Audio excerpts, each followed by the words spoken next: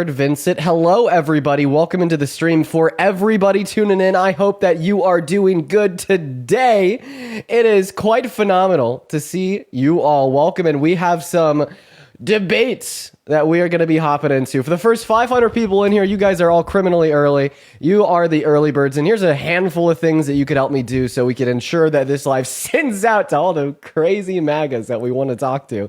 Make sure that you're double tapping on that phone screen, sharing out this stream with a handful of friends, and spamming that comment section. Also, I did something new with my hair today. I put some sea salt spray in it, and I think it is kind of cooking, okay? I may never go back. But nonetheless, for the first 800 people in here, it's good to see you all. And we're going to go ahead and hop right into the debates. But it typically takes a minute or two for the MAGA crazies to come in here. They're quite scared. They're quite scared, quite frankly. That's right. Very scared, very scared. So let's go ahead and see who's in that queue. We're only looking for Trump supporters as per usual schedule. We're going to go ahead and hop right into those debates. We're just going to bring up this guy. He's a cowboy hat on. You vote for Trump, cowboy? I did not. I want to. Based? Let's go. Okay. All right. Moving on to the next guest. The next guest we're going to go for has an American flag in their username. Hello. Did you vote for Trump? Hey, Dean. Hey, what's up? No, Kamala, and you're awesome. Keep it up. Base, bro. I appreciate that. Thank you so much. All right. For the first 1.4 thousand people tuning in, thanks for being here today. We have a long day in front of us. Real quick before we hop into the debates, here's a couple things you can do to ensure we get more debates. Just by liking the live stream, it helps send out on that algorithm. That For You page push is necessary. Sharing that live also really helps. Alternatively, what you can do is kind of just copy that link. It does the same thing. And then, of course, if you're, riding with Biden, if you're a Kamala Harris supporter, if you're a Democrat, please stay out of that queue for me. What's going on, Rizzler? Did you vote for Trump? I did, and I have a question for you. Then you are not the Rizzler. You have negative aura. What? No, I have so much Riz. Come on. No. Okay. Come on. I got so many girls. You said you got a question. Ask away. Yeah, it's about girls. Would you date a trans woman, theoretically? Well, I have a girlfriend, and I intend to stay with her forever. But like, if you're implying like a universe where I don't have a girlfriend, like I'd only date an individual in which I'd be able to reproduce with, which would like typically rule out trans women. Okay, so why would you rule out trans women?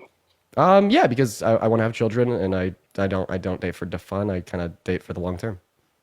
Exactly. So you would not date a trans woman specifically because they have male genitalia, right? It's not predicated on the fact that they're trans. It's going to be predicated on the fact that I wouldn't be able to reproduce with them. And I mean, this is also why is that? This is also going to like rule out like infertile women as well. And I mean, that's just like a preference that I hold towards reproduction, and that doesn't set any moral precedent. And I'm just saying, why is that? Why is that? Because they're a man, right? No. I just told you it's because I want to be able to reproduce with my. No, it doesn't.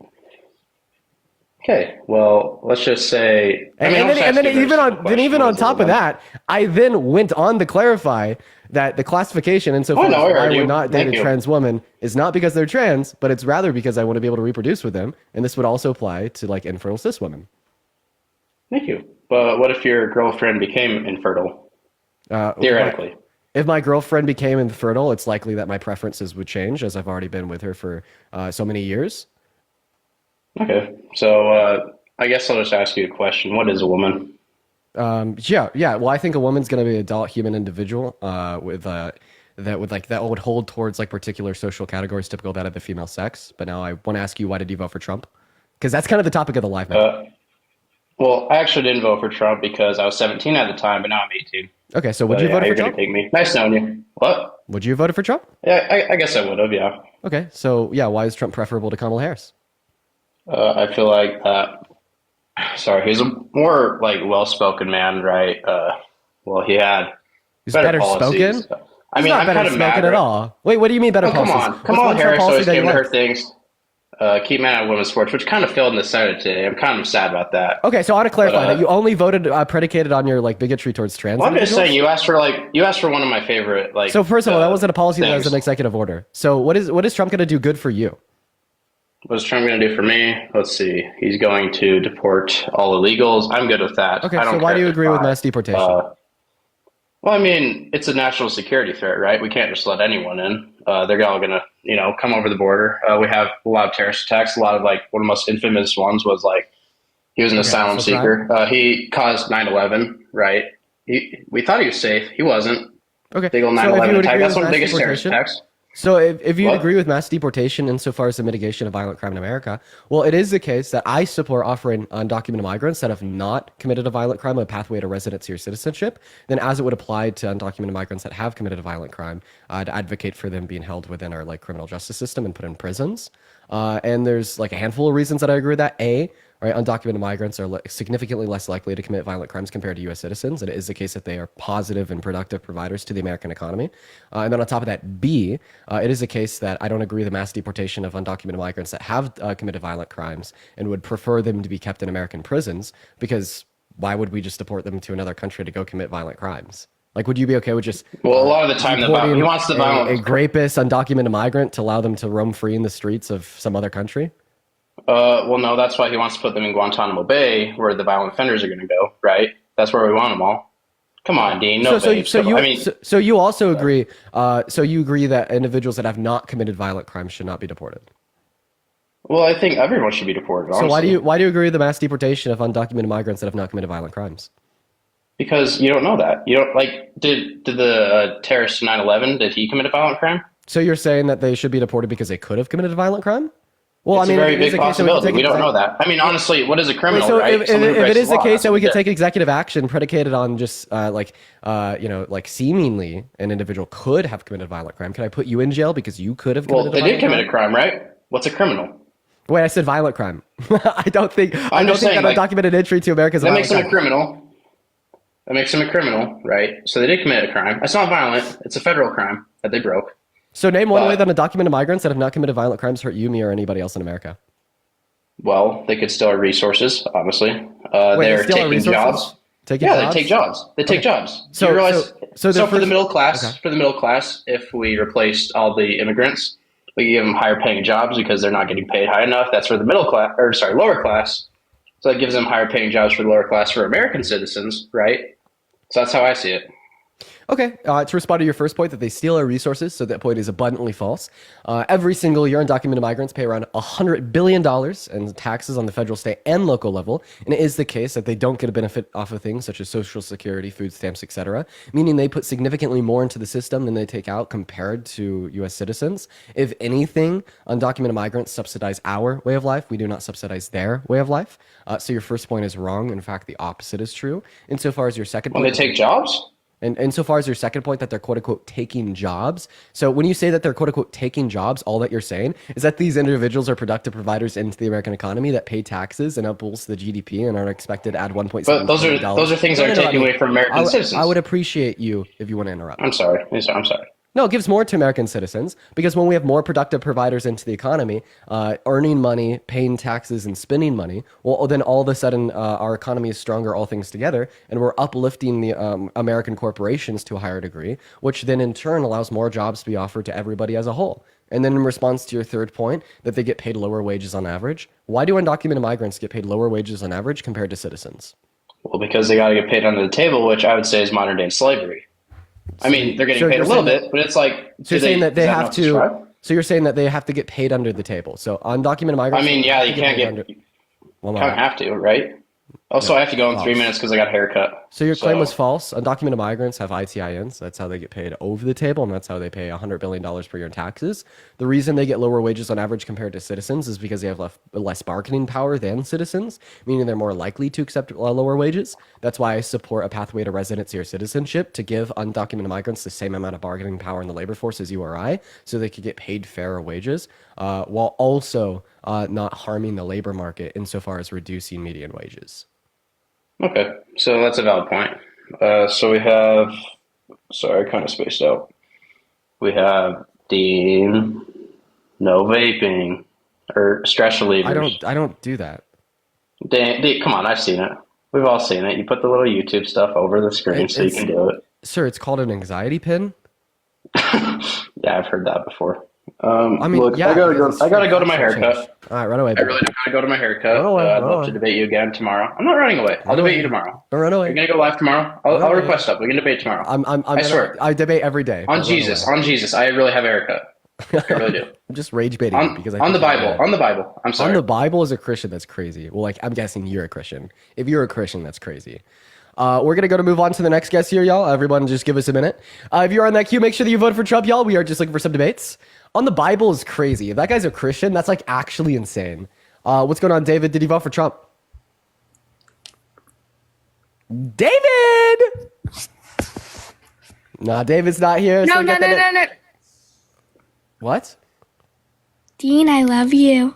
Oh, that is a baby. Yeah, I love everything you do. Sorry to interrupt you though. Hey, I appreciate that, Ollie. Thank you so much. That was a chow yelled. What's up? You vote for Trump? Hey, Dean. Yeah, I did. You did. Why'd you do that? Well, because to be honest, like for me, like looking at both the candidates, like I just feel like Trump like gives more of a shit about America. Do you know what I mean? Like I feel like he really like wants to like help us. Like I feel like Joe Biden kind of like didn't do very well. Like I feel like economically, like is what I'm thinking. Like don't laugh. Like I just feel like I don't know. I feel like that's his policy. Do you know what I mean? Yeah. Oh my god. Holy fucking shit. Are you serious? Yeah. Yeah. Okay, here's the thing.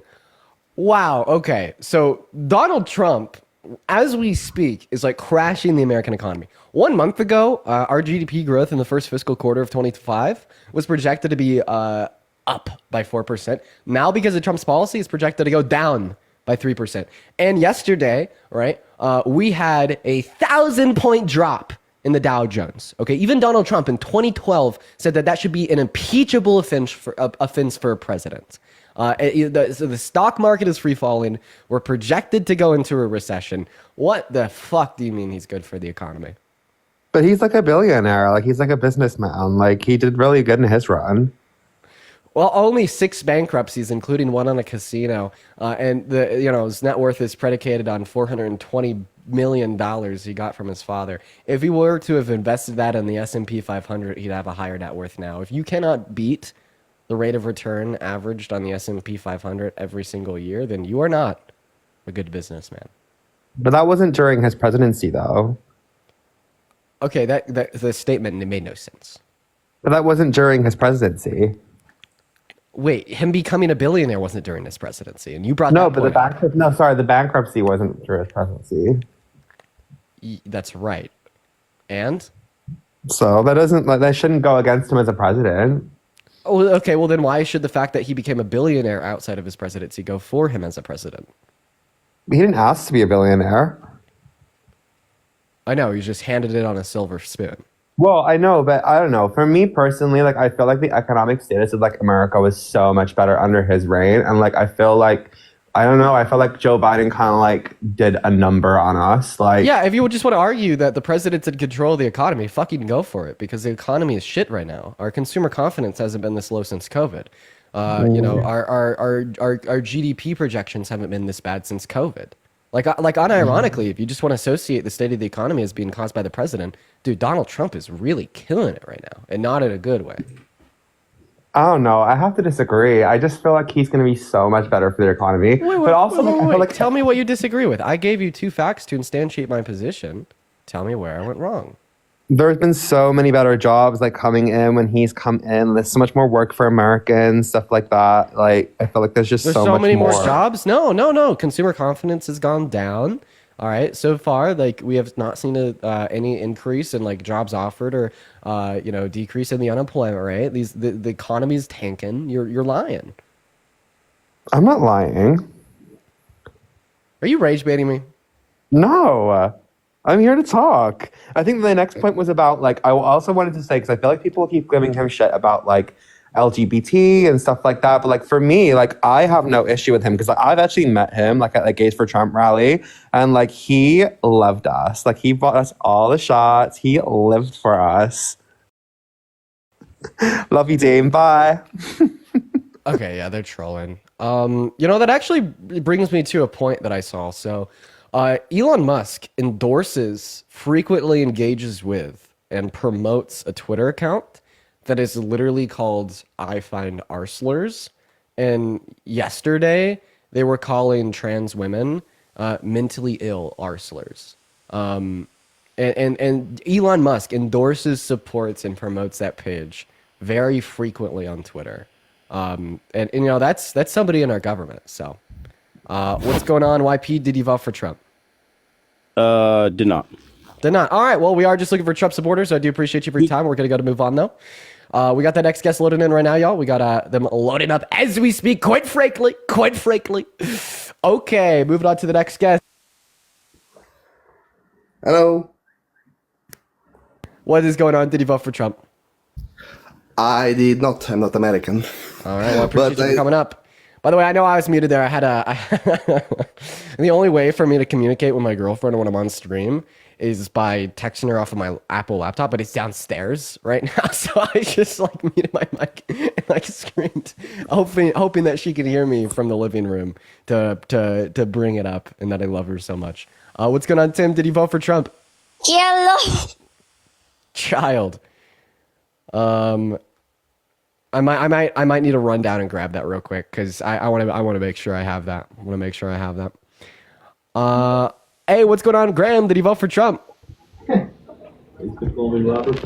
All right, here's what we're gonna do for the 5.5 thousand people. Okay, we need some Trump supporters to debate. So if you're watching this live and you voted for the Orange Menace, I need you to go ahead and let me know in that chat by spamming MAGA. Right now, it doesn't really look like that many people are ready and willing to have a conversation. What is going on, Serena? Did you vote for Trump? I did, yes. You did? Wow, okay, why? Because I just feel like Trump is better for the economy. When he was in power in 2016, I mean, I have a small business and it was booming. So I just feel like he's just better for America. You know who was president in 2016? Who was president in 2016, Serena? That's when Trump came into office, 2016. Wrong. So Obama was president in 2016. Trump came into office in January of 2017. Oh, okay. Well, I didn't know that. Yeah, but either way, I still feel like he's just better for America. How old are you? I'm 21. What year were you born in? What year were you born in? What year was I born in? Yeah. 2004. Oh, shit. What's your birthday? 9/11. Okay, well, then you're not going to be 21 yet. You'd be 21 on 9/11. Well, it's so close. I just say 21. Okay, well, I don't. Okay, my birthday is closer than that. My birthday is on 9/1. So I'm 10 days closer to being 21 than you are, apparently. I say that I'm 20. I don't say that I'm 21. Do you think that you could walk into a bar, say, well, my birthday's so close, just give me a shot? Yeah. Oh, we're gonna get that next guest up here. Here we go, you guys. Here we go. All right. We got that next guest loaded in. What's going on, Carson? Did you vote for Trump? I do not vote because I don't believe. Okay, goodbye. Next Mason's loaded up in here. Bro, see, this is why we wait to go live on YouTube, because, the YouTube replays forever, and I don't want people to be watching that replay and having to wait for 10 years to see their first debate. So if you're curious why we go live on TikTok, I don't even know who's saying that. Hopefully y'all couldn't hear that because it didn't show that they were fully loaded in. That's why I go live on TikTok substantially before or so much earlier than I go live on YouTube. Okay, you guys could hear that. Hello, Aaron. Did you vote for Trump? Aaron left. Isn't this great? All of you Trump supporters are so scared to debate me because you know that Trump's indefensible.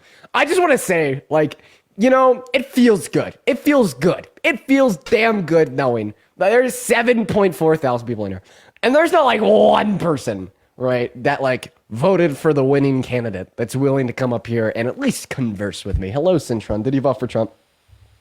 Yeah, how's that tampon fill up your ass all day? It feels great, quite frankly. Why'd you vote for Trump? I bet it does. I bet it does. I voted for Trump because I care about children being trafficked. Okay, so yeah, that's right. What about a vote for Trump? You know what? 375,000 kids went missing under the previous administration. What do you guys say about that, tough guy? Awesome. I got you. Just before I respond to it, I'm going to do one thing, so just give me 1 minute. Guys, make sure that we're double tapping on the phone screen and don't you leave.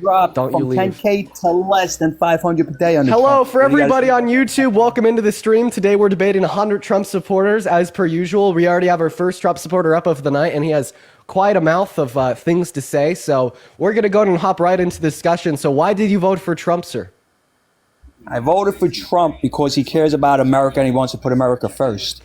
Okay, so do people that typically care about America, wanting to put America first, call for the termination of the Constitution, try to rig the outcome of an election, or intentionally and willfully let violent offenders that beat up cops, such as DJ Rodriguez, out of jail to roam free on the streets? Okay, let's get back to your first point. When did he say he wants to abolish the Constitution? Of course, in 2021, he called for the termination of some articles found within the Constitution following his loss in the 2020 election. Some articles. Okay, let's look at those articles. Name me one article he said he wants to abolish. He didn't specify the specific articles. He just merely said some articles. I see. He didn't specify. So you're saying he wants to abolish the Constitution. Some parts of the Constitution. Based on something you have no substance on exactly what he was talking about. Yeah. He wants to abolish some of the Constitution. And that is true because he said so. He literally said he wants to abolish some of the articles in the Constitution. It's not my fault that he was being vague about a statement. What articles does he want to abolish on the Constitution? Let's look. Let's see what Trump didn't tell you. Trump didn't tell me. Trump didn't tell us. So you're telling me he wants to abolish the Constitution. Some parts of the Constitution. But you can't name me one thing that he wants to abolish. Precisely, because he wasn't specific about which part. He just said he wants to abolish some parts of the Constitution, and the context and the reference. Which parts does he want to abolish? So did you not listen the first time? What part does? What part does? What part does? Can I get a yes, sir? I'm listening. Go ahead. Phenomenal. So, in 2021, following Donald Trump's loss in the 2020 election, Donald Trump went on Truth Social and said that he wants to abolish some parts of the American Constitution. The context of his, statement, insofar as him calling for the abolishment of some parts of the Constitution, was insofar as, of revoking the results of the outcome of the last election to adequately fix them. Here are his direct words. So, in quote, a massive fraud this type and magnitude allows for the termination of all rules, regulations, and articles, even those found in the Constitution. So I actually am now changing my position because earlier I said that he called for the termination of some parts of the Constitution, but per his direct language, he's saying that the fraud of the magnitude as seen in the 2020 election would allow for the termination of all parts of the Constitution. Absolutely, I agree. That was massive fraud in the 2020 election, and we have to go back and take a look and see what happened. Do you believe it's okay to believe in things without evidence? Well, that's why we have to go back and look at things, and we have to gather the evidence and take a look at what happened in the 2020 election, because there was massive fraud. Everybody knows that. So when no big secret. So when you say that we still have to gather the evidence, you're saying that we don't have evidence right now?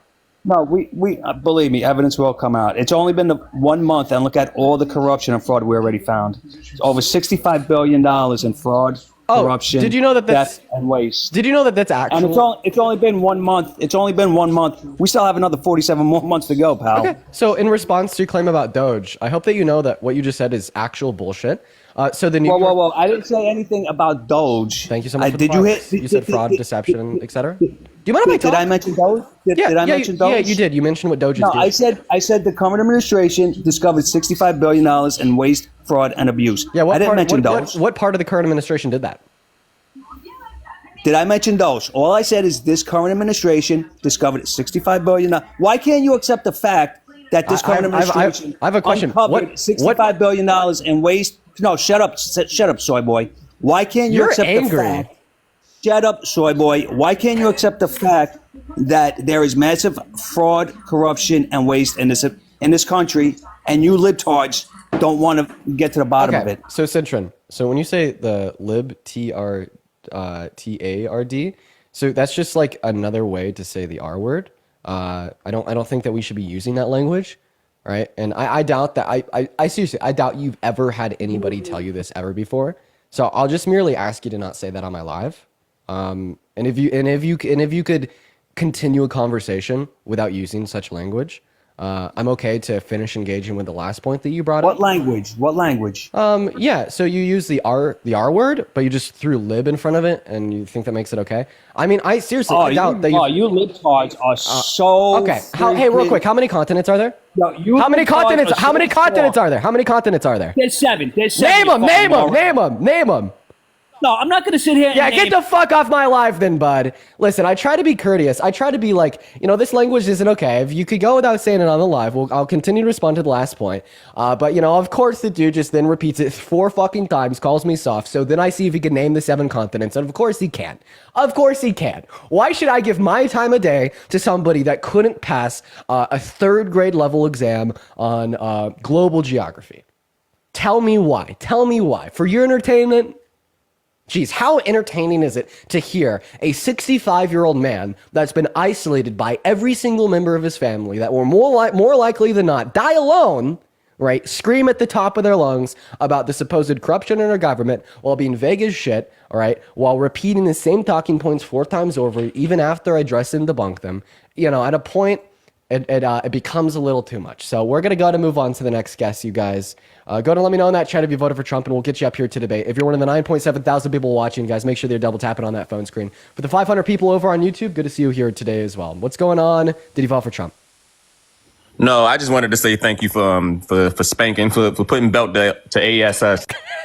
Appreciate that, man. We'll continue to spank MAGA, all right? You have my word. You have my word, good sir. You have my word. Okay, moving on to the next guest here, ladies and gentlemen. Everybody just give us a minute, y'all. Got to drop a MAGA for me in that chat if you are not scared. What's going on, Harry? Turn off that music. Did you vote for Trump? All right, Harry just left. We got that next guest, Carson, loading up into the box. Here we go, you guys.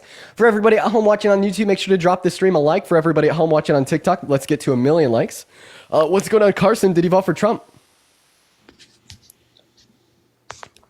Carson, you can speak now. Apparently not. Here's the deal. Okay, so we have 10,000 people watching. Not a single soul is willing to come up here and debate. Crazy work. What's up? Did you vote for Trump? No, I just want to say you're amazing. I look up to you. Bye. Yo, W fetus. All right, we're gonna go to get our next guest up in here, you guys. Go ahead and drop a MAGA for me down below in that comment section if you do want to join. All that we need is a singular MAGA, a singular person that voted for Trump. Yo, and Tyranny, thank you for the $5 PayPal donation, saying thank you for doing everything that you do. Keep kicking MAGA ASS. I will never stop. Thanks for the love, Tyranny. Okay, why do you hop in the guest request to come up here and like have a conversation and debate? Meanwhile, you just got your music fucking pumping. Like, come on, bro. We're gonna get that next guest, James. What's going on? Did you vote for Trump? Hey, dude. No, I'm Canada. I just wanted to say you're doing an awesome job. Thank you so much, James, and I hope everything's gonna be going well for you, your family, and your friends up there in Canada. Right now, it's definitely a really dark time for relations between America and Canada, as well as I feel bad for the economic impact in which it could be, these tariffs could have on your country. What is going on, ES? Did you vote for Trump? Look at that, you guys. Look at that. Okay, we're about to start rage baiting the Republicans if we need to get a guest up here. The rage bait never fails. I just always feel a little bit icky doing the rage bait, but if we need to, we will do it just because of how hard it is to get a debate. What's up, Viv? Did you vote for Trump? All right. We're gonna try a couple more guests, but then we're gonna start rage baiting. Evan, did you vote for Trump? I did, yes. All right, awesome, Evan. Why did you vote for the worst presidential candidate of your life? Because he's just a stand-up type of guy, A stand-up type of guy. I want you to give me a very rough, vague, general definition of stand-up guy. Well, he does what he We're not even says. We're not even talking about Trump here. I want you to give a general, vague definition of what you think a stand-up guy is. Okay, a stand-up guy is a guy that keeps his word. Okay. A guy that knows how to lead. A guy that knows how to that handles good pressure and knows how to handles pressure well. Pressure in its place. Okay. I'm gonna go ahead and respond to those first 3 things. So you said he's honest, knows how to lead, and performs well under pressure. So Trump is not honest. During his first administration, he told over 30,000 confirmed lies, as well as the biggest lie that any sitting president has ever told with his denial of the outcome of 2020 until now. He's not conceded. Insofar as your second point, an individual that knows how to lead, this guy does not know how to lead. I wouldn't say that an individual that calls for blatant ethnic cleansing in Palestine is a knowledgeable leader, somebody that wants to impose tariffs on our allies to start economic wars, hurt our own constituents of our own country, cause inflation in America, destroy the American stock markets and Canadian stock markets and Mexican stock markets. Definitely doesn't know how to lead. On top of the 6 bankruptcies, the 34 felonies, the grape case, and of course the shit poor policy, regardless of the term we're speaking about, first or second. And then insofar as your third point, okay, wait, so under pressure. When this guy was under the pressure of losing the presidential election, he literally tried to coup our country and rig the outcome of the election by installing fake votes for himself in Congress. He does not perform well under pressure. So in other words, the 3 qualifications that you gave me for what a stand-up guy is do not apply to Trump. Thank you. All right. So where was, do you know Trump back in the, like maybe the 1990s, the 1980s? He was interviewed all the time by reporters. Oh, why don't you get involved in politics? He repeatedly denied, gave a no answer to being asked to run for president back in the 80s and 90s. So why back then they were all over Trump? Trump was the man in the 1990s and the 1980s. They were asking him. So what's the difference between the 1980s when all that stuff and all that stuff that you guys like talk about would supposedly happen during that time? Why? You're really making a good point here. You're really killing it. What's the difference between then and now? Like, how could he develop? Like, you guys weren't calling him a racist back then. Well, I mean, actually, the DOJ of the state of New York sued him for racially discriminating against black individuals insofar as the fact that he was not renting to black individuals. He's then settled outside of court with the DOJ, and the DOJ required him to place ads in New York State newspapers stating that he would indeed rent to black individuals. So it's like they literally sued him for racism. Oh, okay. So when you say black, what is them? Okay, so regardless the skin color, would you rent someone with bad credit that has a bad history of rental history into your business, whether they're black, white, Hispanic?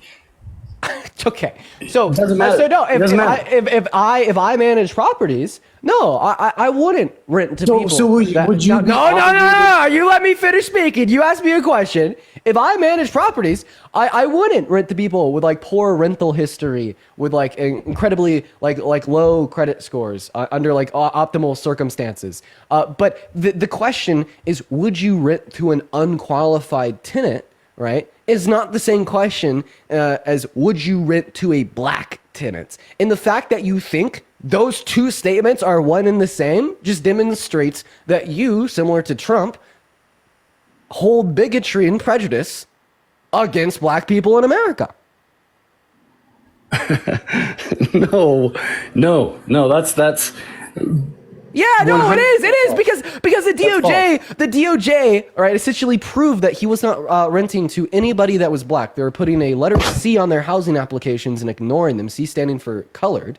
And then it is the case that your rebuttal to that is like, well, Dean, would you rent to somebody that couldn't pay rent, that had a poor history with a low credit score? Like, once again, you're just saying that, oh, all black people are underqualified compared to white people insofar as potential tenants for a place, perpetuating that exact same stigma, that exact same prejudice. And it's quite disgusting. Have you seen the statistics on just the numbers of like just the statistics on people on the races? Have you done research on that? Okay, so you're basically saying that average socioeconomic standing, of a black American, is lower than that of a white American because of slavery and its aftermath and systemic racism. Therefore, blanket generalizations to assume that all black people are underqualified with low socioeconomic standing. That's not a blanket generalization. So I just want to ask you a question. So 90% of rapists are men, if not more. I think it's probably around 95. Could I therefore assume that every single man is a violent rapist? No. Wait, why? I'm just using your logic, right? But as soon as the logic applies to you, you hate it. That's not my logic. It is. No, because you just tried to instantiate that a generalization that all black individuals are financially underqualified to rent a particular space is justified due to the fact that they have lower socioeconomic standings on average. Okay, well, I mean, let's just use your logic and assume that because 95% of rapists are men, therefore we could assume every single man is a violent rapist. Not to mention that second statement, that every single man is a violent rapist, would be significantly more justified, predicated on the fact that 95% of individuals that engage in violent crimes such as rape are men, and 95% of individuals that would fall into a low income bracket in America are not black. Okay. So it is the case that you are more justified in assuming that every single man alive in America is a violent rapist than every single black person is financially underqualified to be a reliable tenant. Okay. You said a lot. So what specifically do you want me to address? Michael, thank you so much for the $25 donation over on PayPal. Thank you so much, Michael. Everybody, please show some love to Michael down below in that chat. Thank you so much. Everyone, show some love to Michael. Thank you. Take it away. Okay, so besides the fact of whatever we were just talking about, okay, Trump is still by far go for it. Is by far doing the most presidential wise. Doing the most Tariffs implied today are gonna give the other countries incentives to change. Okay. Real quick. Let me thank two people here. First of all, Mark, thank you so much for the $25 donation over on PayPal saying, keep up the pressure on MAGA and don't stop. I never will, Mark. Let's get at least 250 big Mark W's. Lila with a 15 Canadian dollars. Oh, those are Canadian dollars. Lila, please save those. Do not donate Canadian dollars to me. Thank you so much for the love though, Lila. It's incredibly kind. But please save your money right now. As well as Tyranny, once again with a 5, and JP, hey, with the $10. JP says, hey, it's JP from the live the other day. I know you, JP. Just wanted to say you're doing good things, bro, and keep inspiring. We love you here, JP. You keep inspiring, man. Huge shout out to JP. But anyways, so what are you saying? That he's really good for the economy and you support tariffs? So I have a question. What is a tariff? A tariff is a tax from the imported goods that we get. Tax on imported goods, and you support tariffs. Why? Because it gives the other countries incentive to change. While change what? Doing the same. To be specific. Huh? I need you to be more specific. What does it give them incentive to change? It gives them incentive to change their allyship with America. Yeah, gives them incentive to change. Their foreign policy insofar as the imposition of counter tariffs and the start of economic wars, like trade wars. Yeah, but I think all that change is pretty bad. What'd you say again? That it gives them incentive to change things that will inevitably hurt America, such as starting trade wars or reconsidering allyship. Okay. He just self-imploded and is gone. We're going to go ahead and move on to the next guest. Everybody just give us a minute. For the 9.6 thousand people at the TikTok stream, guys, make sure that we're double tapping on that phone screen. Good to see you all. He just literally just got raptured. Dude. Hello, Thomas. Did you vote for Trump? All right, Thomas went on mute, so we're going to get that next guest up in here, guys. Please do keep in mind, if you're in that queue, make sure that you voted for Trump. Only looking to debate Trump supporters as per usual. If you want to support me, you can find my PayPal in the link tree in my bio. We only have PayPal right now, but we also have Super Chat over on YouTube, which you can also find in the bio. What's going on, Napstar? Did you vote for Trump? Hey, man. No, I did not vote for him. All right. We love you. We love you, Napstar. I'm so sorry for kicking you. I always feel so bad kicking people that come up here that tell me that they didn't vote for Trump. Literally, I always feel so bad. But we are just looking for debates. Everyone, please show some love to Napstar. What's going on, Harry? Did he vote for Trump? No. Okay. Bye, Harry. All right, guys. So the ground rules of the live are very simple. If you're in that queue, make sure that you voted for Trump.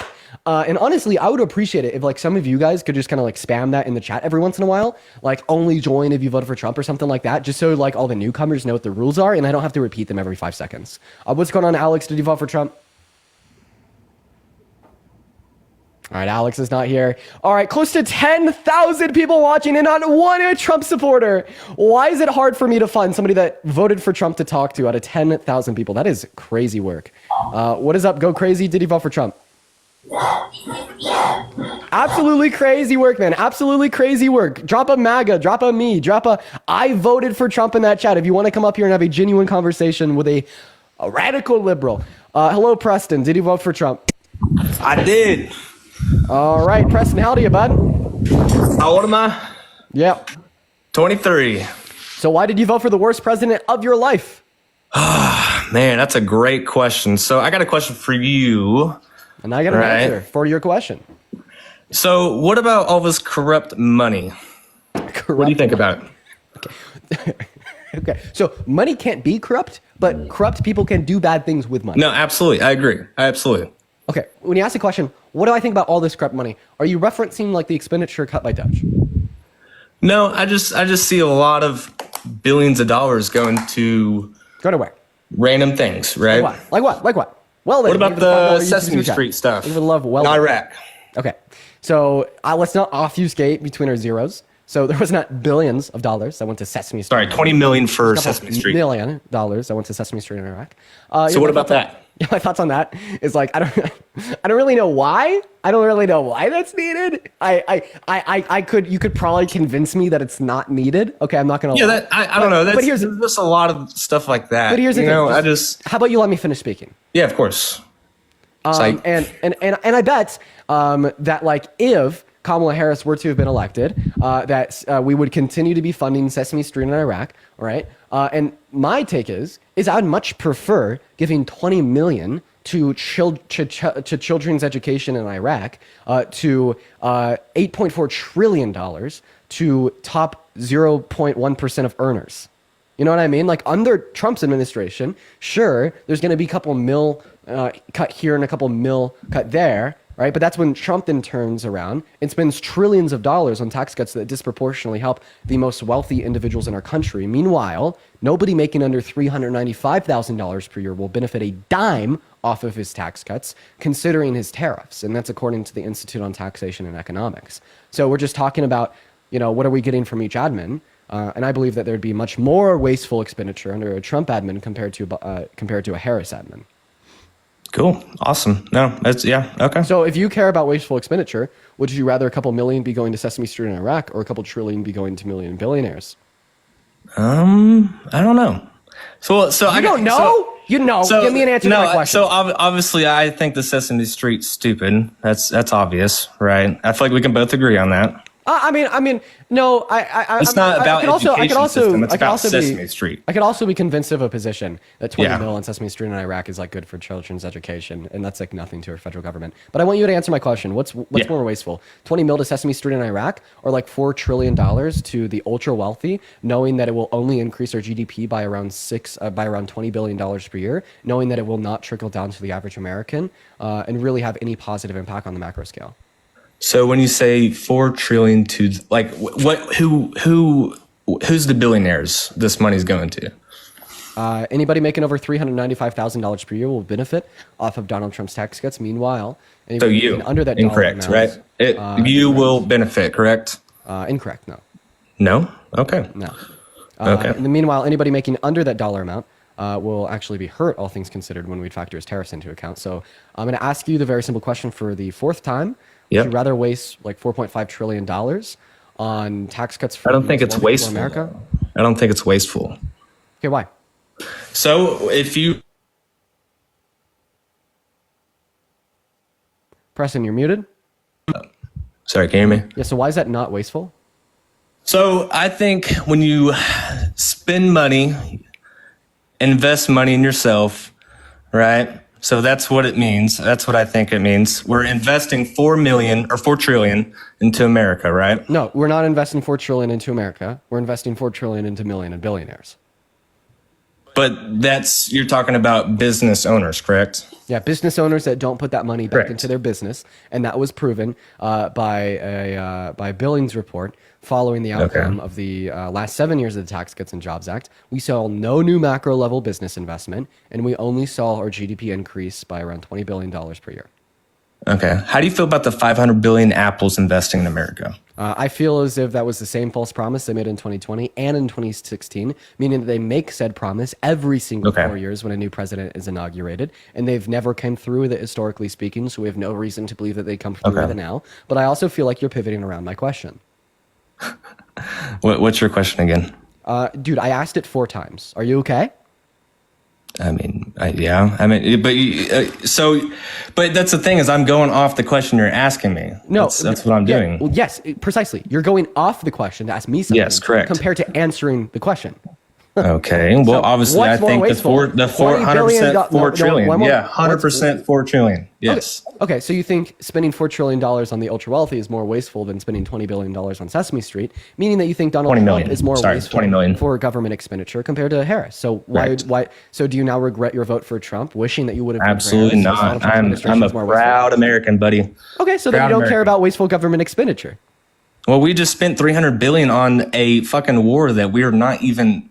What are you talking about? Okay. $300 billion to Ukraine. You like that? Well, I don't like that you're lying. We have not sent $300 billion to Ukraine. Okay. Well, what's the number? What's the number?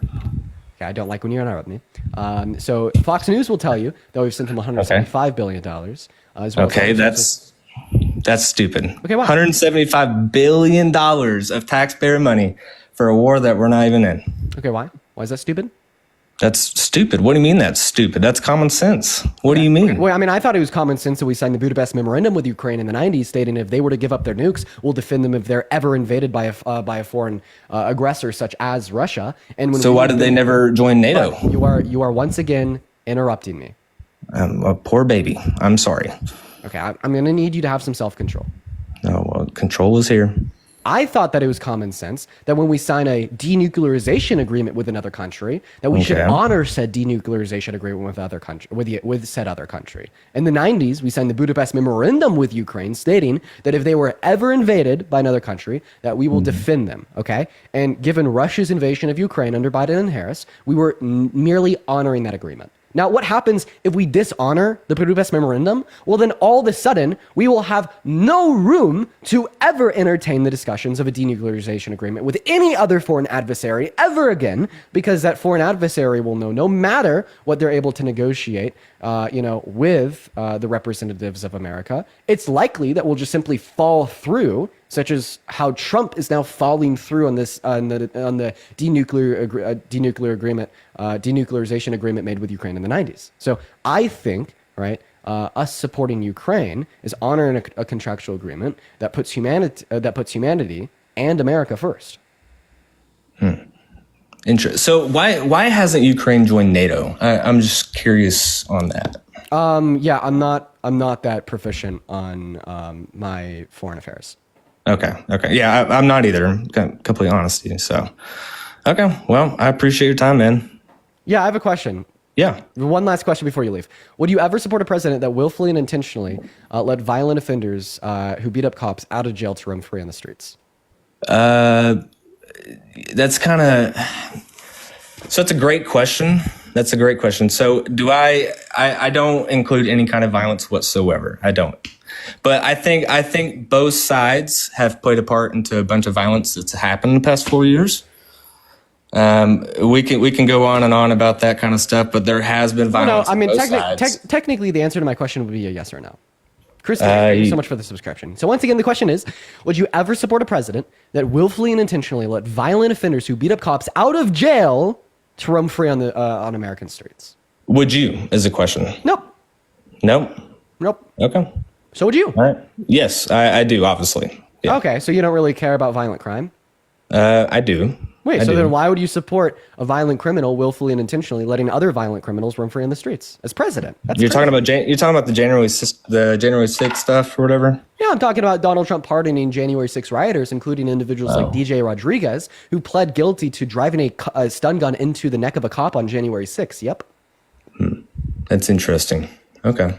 Well, I don't know. How can you say that you stand for law and order? I feel like Biden pardoned a lot of stuff too. How can you say that you stand for law and order and that you back the blue and that you okay? So you think side with the party of law and order, but meanwhile you support a violent offender who's raped a woman, committed 34 felonies? I'm pretty sure Hunter Biden was pardoned, right? Wasn't he? Yeah, but not for a violent offense. But for all the stuff on his computer. No, he was pardoned specifically for owning a gun when he wasn't like supposed to be, or something like that. But it was not a pardon offense. It was not a violent offense. Gotcha. Okay. Well, I'm sure there's both sides have a lot of. Both sides have this going on. So name one 100%. Violent offender that Joe Biden pardoned. Dude, you're gonna stomp me on that. So that's the thing, man. Is that I don't know everything. You do this for a living, so you just assume that it's both sides to make yourself feel better. No, it's not the feeling better part. It's the fact that both sides are corrupt, and we've been a corrupt country for a long ass time. Well, I mean, it doesn't matter. You're gonna have to give an argument. So Republicans and Democrats, I feel like both sides have been corrupt and have exactly. You feel so you feel not you feel. It's like it's proven facts. Okay. There's facts throughout the years. I mean, there's stuff being released. I mean, if it is a proven fact that both sides have willfully and intentionally let violent offenders who beat up cops roam free in the streets. What violent offender who beat up cop did Joe Biden let roam free in the streets? Okay, what about the whole Black Lives Matter? What about all that stuff? All the rioting on the streets, all the businesses that got burned. Who's a rioter that had committed a violent offense that Joe Biden pardoned? I mean, I don't know. That's a great question. I couldn't tell you on that, but I'm talking about. I just want to clarify. I just want to clarify. I just want to clarify, Preston, that your position has gone from it's proven fact to I don't know. Yeah, but you're talking about violent. A presidential that brings violent to the table to the people, right?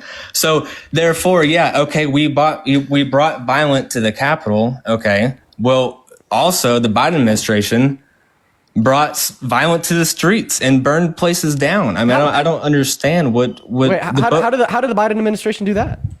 I'm pretty sure that there has been a lot of stuff that's been released showing factual facts that. How did the Biden administration do that before the Biden administration even existed? You understand the BLM riots were in 2020 while Trump was president, right?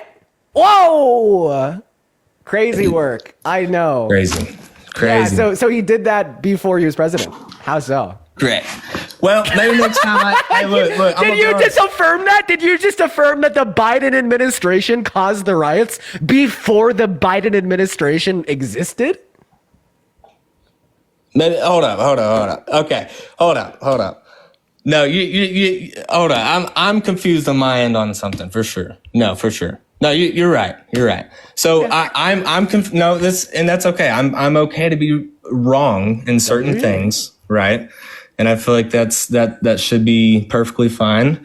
I'm not the most intelligent person on when it comes down to all the political stuff.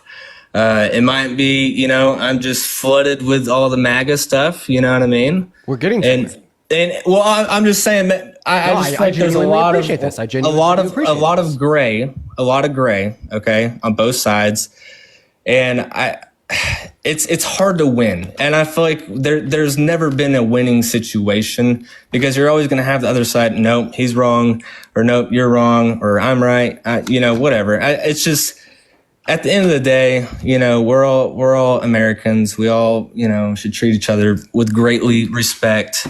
And that's really what it comes down to, man. No hate towards you, no hate towards anybody. Well, I mean, if like your principled at the end of the day conclusion is this kumbaya moment where we should treat everyone with respect, maybe you shouldn't support this guy that has a a very disrespectful nickname for all of his political opponents. This guy that I feel like both sides say the same thing. This guy that literally fucking called Kamala Harris the R word. This guy that is now called for the persecution and jailing of E. Jean Carroll, who he raped in the 90s just because she was able to hold him accountable in a court of law. Like, if you want America to come together, all right, you need to be voting for a candidate that stands for America, that stands for America as a whole, not just rich white guys and those that bow the knee. So out of the past, so I got a question. So out of the past, like, however many years that's a Democrat side, a Republican side, I guess, from the beginning of the time, what's been right? What's wrong? How do you meet in the middle with everything? Like, how does that happen? Like, because both parties are so left or so far right, and it's just like, I feel like the divided part of people are just so far apart. Like, I feel like there's somehow like a middle in between that everybody could be happy. I just don't, like, I would love for that to happen, but it's just so hard to get there. You know what I mean? Okay. Well, so when I first started getting into educating myself on politics, wanting to become smarter and more informed about these things, I kind of shared that sentiment of wanting to find a good in between. I kind of just like thought that the idealist perspective on politics would be some form of like moderate, like left-leaning moderate. But like what I've now learned is that's kind of wrong. The more that I've learned, the more that I've educated myself on these things, like the further left I've gone, honestly. And I feel like the most like rational and coherent stance right now would be one that kind of disagrees with the two-party system as a whole, can recognize and acknowledge that both Democrats and Republicans have flaws, while also understanding that if we want to take a step in the right direction, typically we're going to be voting for like a blue candidate, and that's just predicated by the radical statements and beliefs held by MAGA as we speak. But anyways, nonetheless, I do appreciate that question, and I hope that you have a good rest of the day. Rest of your day, and I'm gonna go ahead and move on to my next guest. Absolutely appreciate it, sir.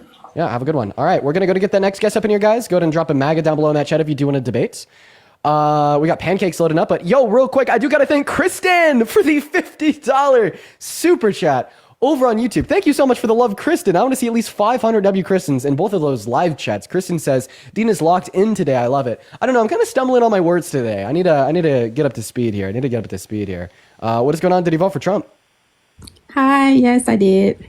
All right. Phenomenal. Give me one more moment. Thank you so much once again for the love, Kristen. That is so fucking kind of you. $50 is insane. Everyone, please show some love. As well as everyone show some love to, I think I pronounced your name like Harvard, Havard, for the 50 Norwegian dollars. Thank you so much for the love, Harvard. As well as Tanya with a $5 over on PayPal, and Sophia with a $10 over on PayPal, saying you're hot, keep doing what you're doing. Thank you for the love, Sophia. Anna with a $1, Amanda with a $10. Everyone show some love to Amanda and Sophia. Kimberly with a $1, Nothing with a $1, and Taylor with a $5. Show some love to Taylor. Anyways, Aaliyah, why did you vote for Trump?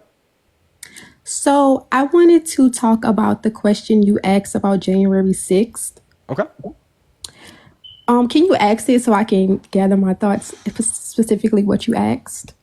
Yeah. Would you ever support a president that willfully and intentionally let violent offenders that beat up cops roam free on the streets? I have to say yes, because I did vote for him. But I watched a guy who was pardoned by him that was on a YouTube channel, and he spoke about his experience, and he said that he wasn't rioting, he was just standing outside recording, and he still got arrested and was placed in jail for about a year. Also, he said he witnessed that a lot of those people were defending themselves from the cops. Okay, here's the thing.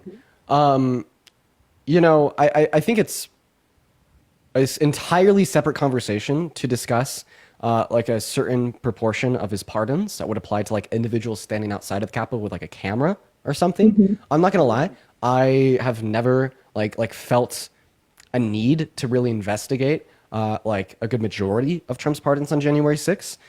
It is entirely possible that you're right. It's also entirely possible that you're wrong.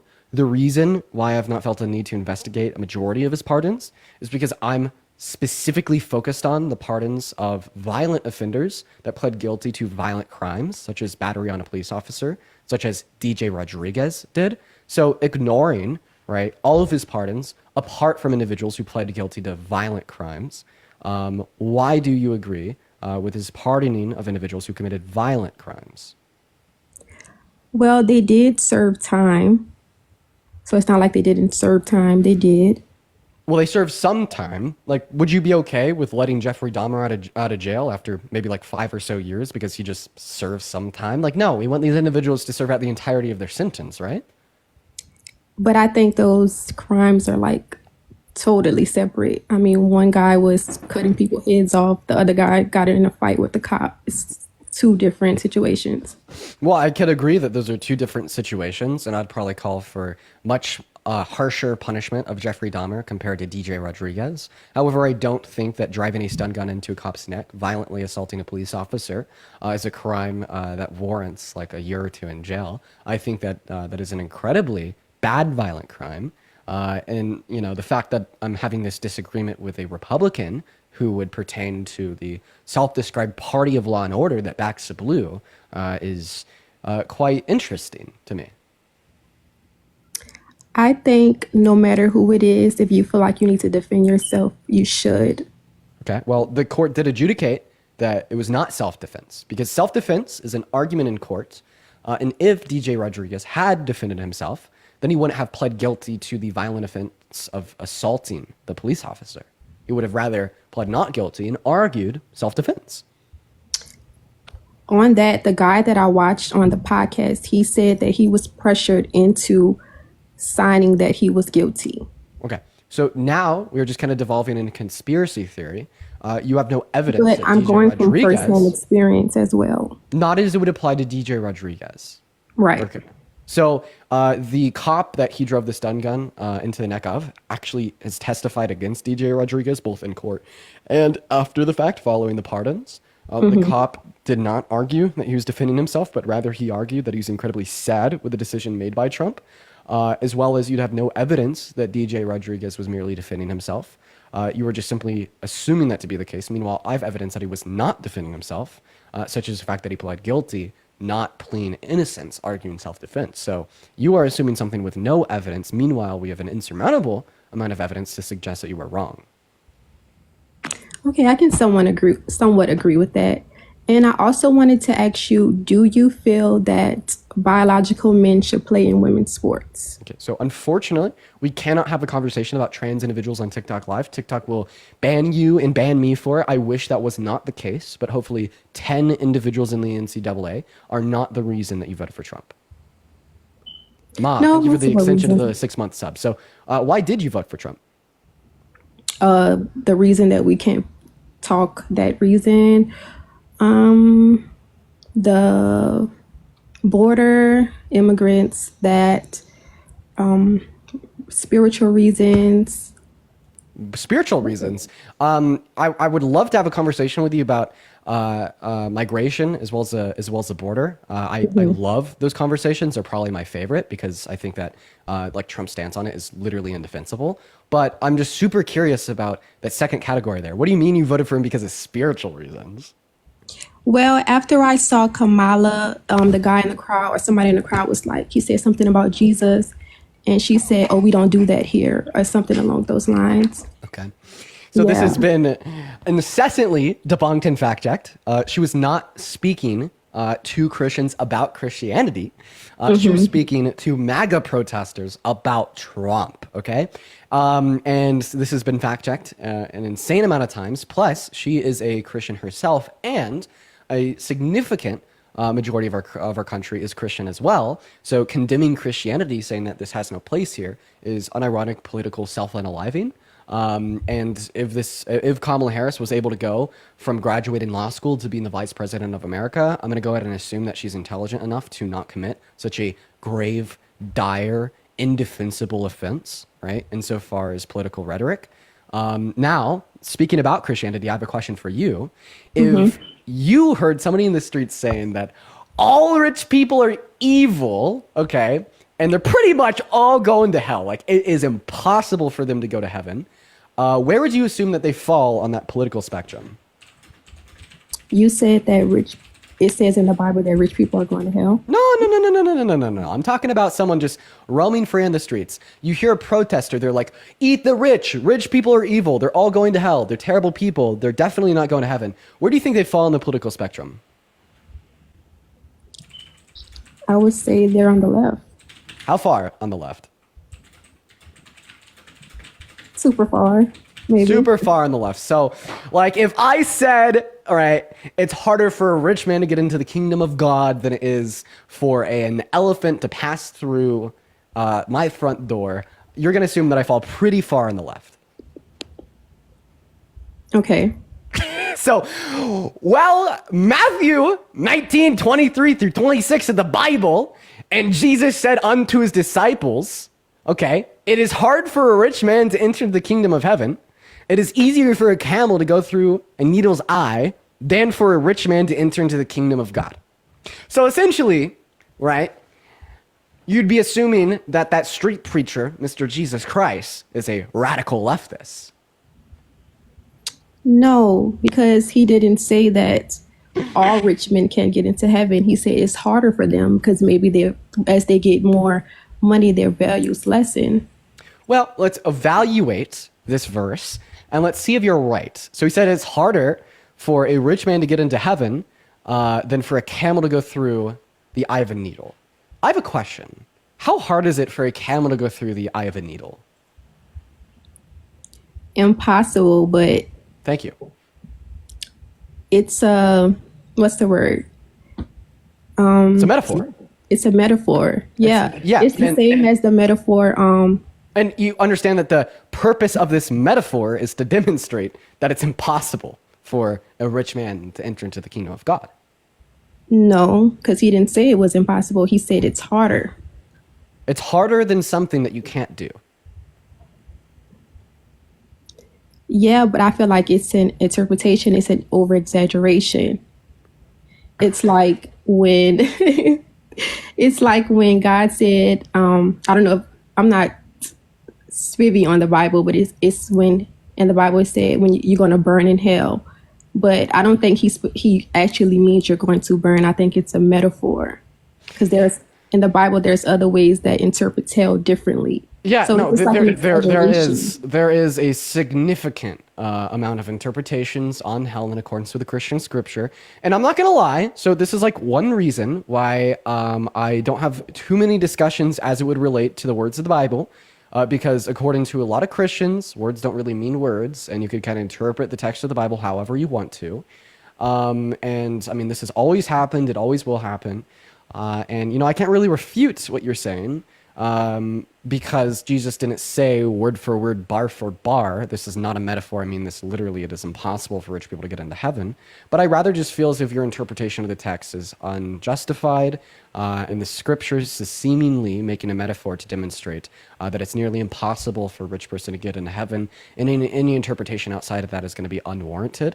Now, who the fuck ran that poll? Okay, we got some crazy mods over here. But now, okay, kind of related to Christianity here, I want to ask you a couple questions. Where in the Bible does it say that you should make a rapist, 34-count felon that wants to serve to the ultra-wealthy, the leader of your country? Because as far as I'm concerned, we see writings in Matthew, we see writings in John, we see writings in Psalm 32 specifically, that seemingly repeats this common narrative that if you help those that are more needy and less privileged than yourself, you will be greatly rewarded in the kingdom of heaven. Which, you know, tells us that we should be trying to have social safety nets in America today that help out those that are worse off than ourselves. And that will be greatly rewarded by God, meaning that it is an incredibly and abundantly moral thing to do. However, we only saw Kamala Harris doing that in the election. Meanwhile, under Trump's economic policy, anybody making under $400,000 per year will actually be worse off. So, to the first thing you said about the grape and the whatever happened, we always see men who go to jail for crimes that they didn't commit, specifically rapes. Years down the line, comes to find out they didn't do it. I don't know. And I watched a video of Candace Owens go into this trial and read it read it verbatim. I don't really, it was a long time ago, but she kind of debunked the lady, and I don't think it's true. This is a problem. So you just straight up told us that we always see men go to jail for crimes. No, not always, but it happens. Because we see men go to jail for crimes they didn't commit, we cannot assume that men are guilty of a crime just because they were convicted of it. That is an incredibly dangerous precedent to set forth. And the conviction of a crime in a criminal court or a liability claim being accepted by unanimous jury in a civil court should be a base that would give you sufficient evidence to assume one is guilty. And the fact that you're literally saying that a man can be convicted of crime in a criminal court and you still won't believe that he did it is deranged.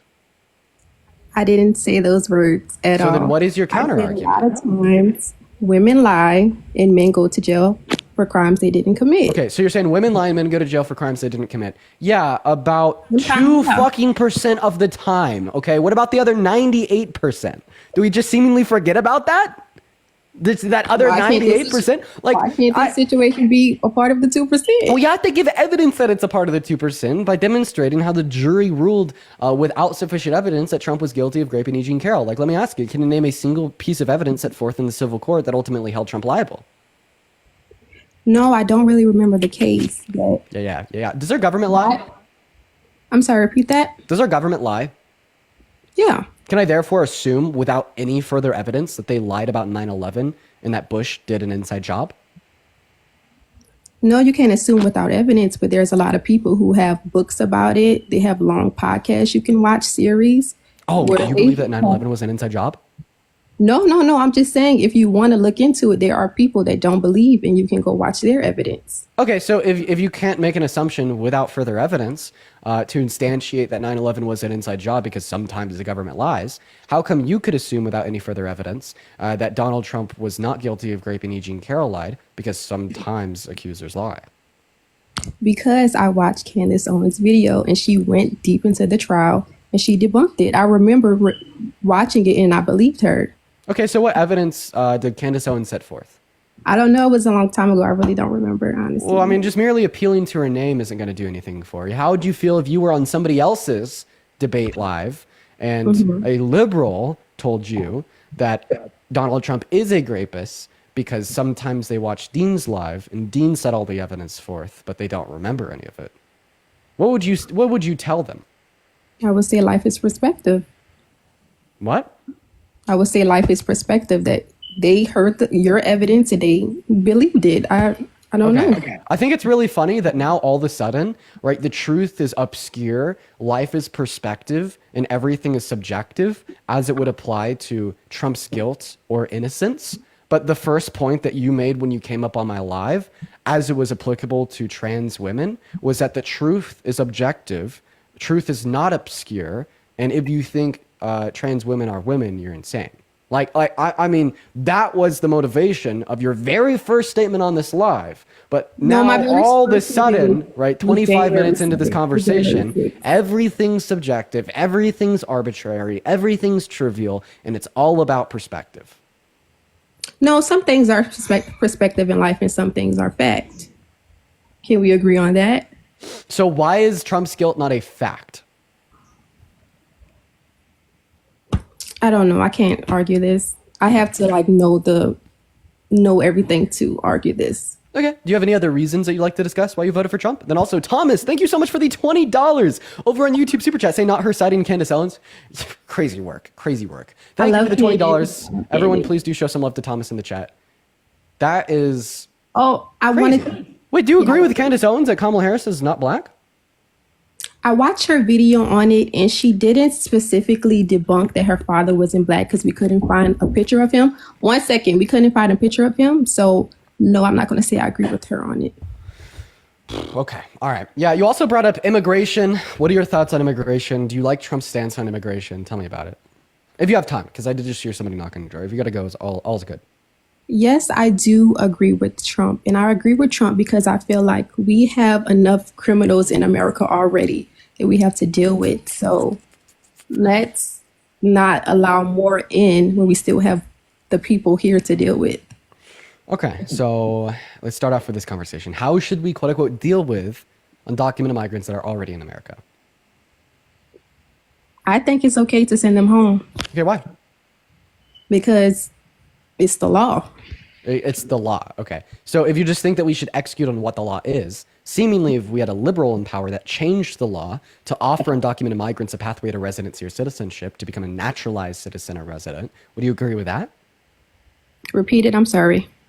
So you basically told me that you agree with mass deportation because the law right now is mass deportation. So in other words, you're just telling me that you agree with the law. So if the law right now was not mass deportation, but rather mass amnesty, offering all undocumented migrants a pathway to residency or citizenship, would you agree with that? Honestly, no. Okay, so then you don't merely agree with the law because it's a law, or else you would agree with mass deportation, You're right. with mass amnesty if it was You're a law. right. Even if it wasn't the law, I still would want them to be mass deported. Yeah, you're right. Yeah, so then why do you agree with mass deportation? Because I think the system we have now is the right way. Don't they have to like learn a little English before they come? Right? Dude. Is that wrong? Why would you want to come to a country you can't understand? You can't understand anyone. Holy shit. Okay. Okay, so all of the original, colonizers of America should have been deported and sent back home to Europe because they didn't know the language / tongue of Native Americans. Yeah? I don't think it's the same. There wasn't any laws. Yeah, you're right. It's not the same. The difference is that the colonizers killed, over 50 million people and committed such grave mass levels of travesty and harm. Meanwhile, undocumented migrants are 2 times less likely to commit violent crimes than naturalized U.S. citizens, are productive providers into the American economy, paying close to $100 billion per year in federal, state, and local taxes.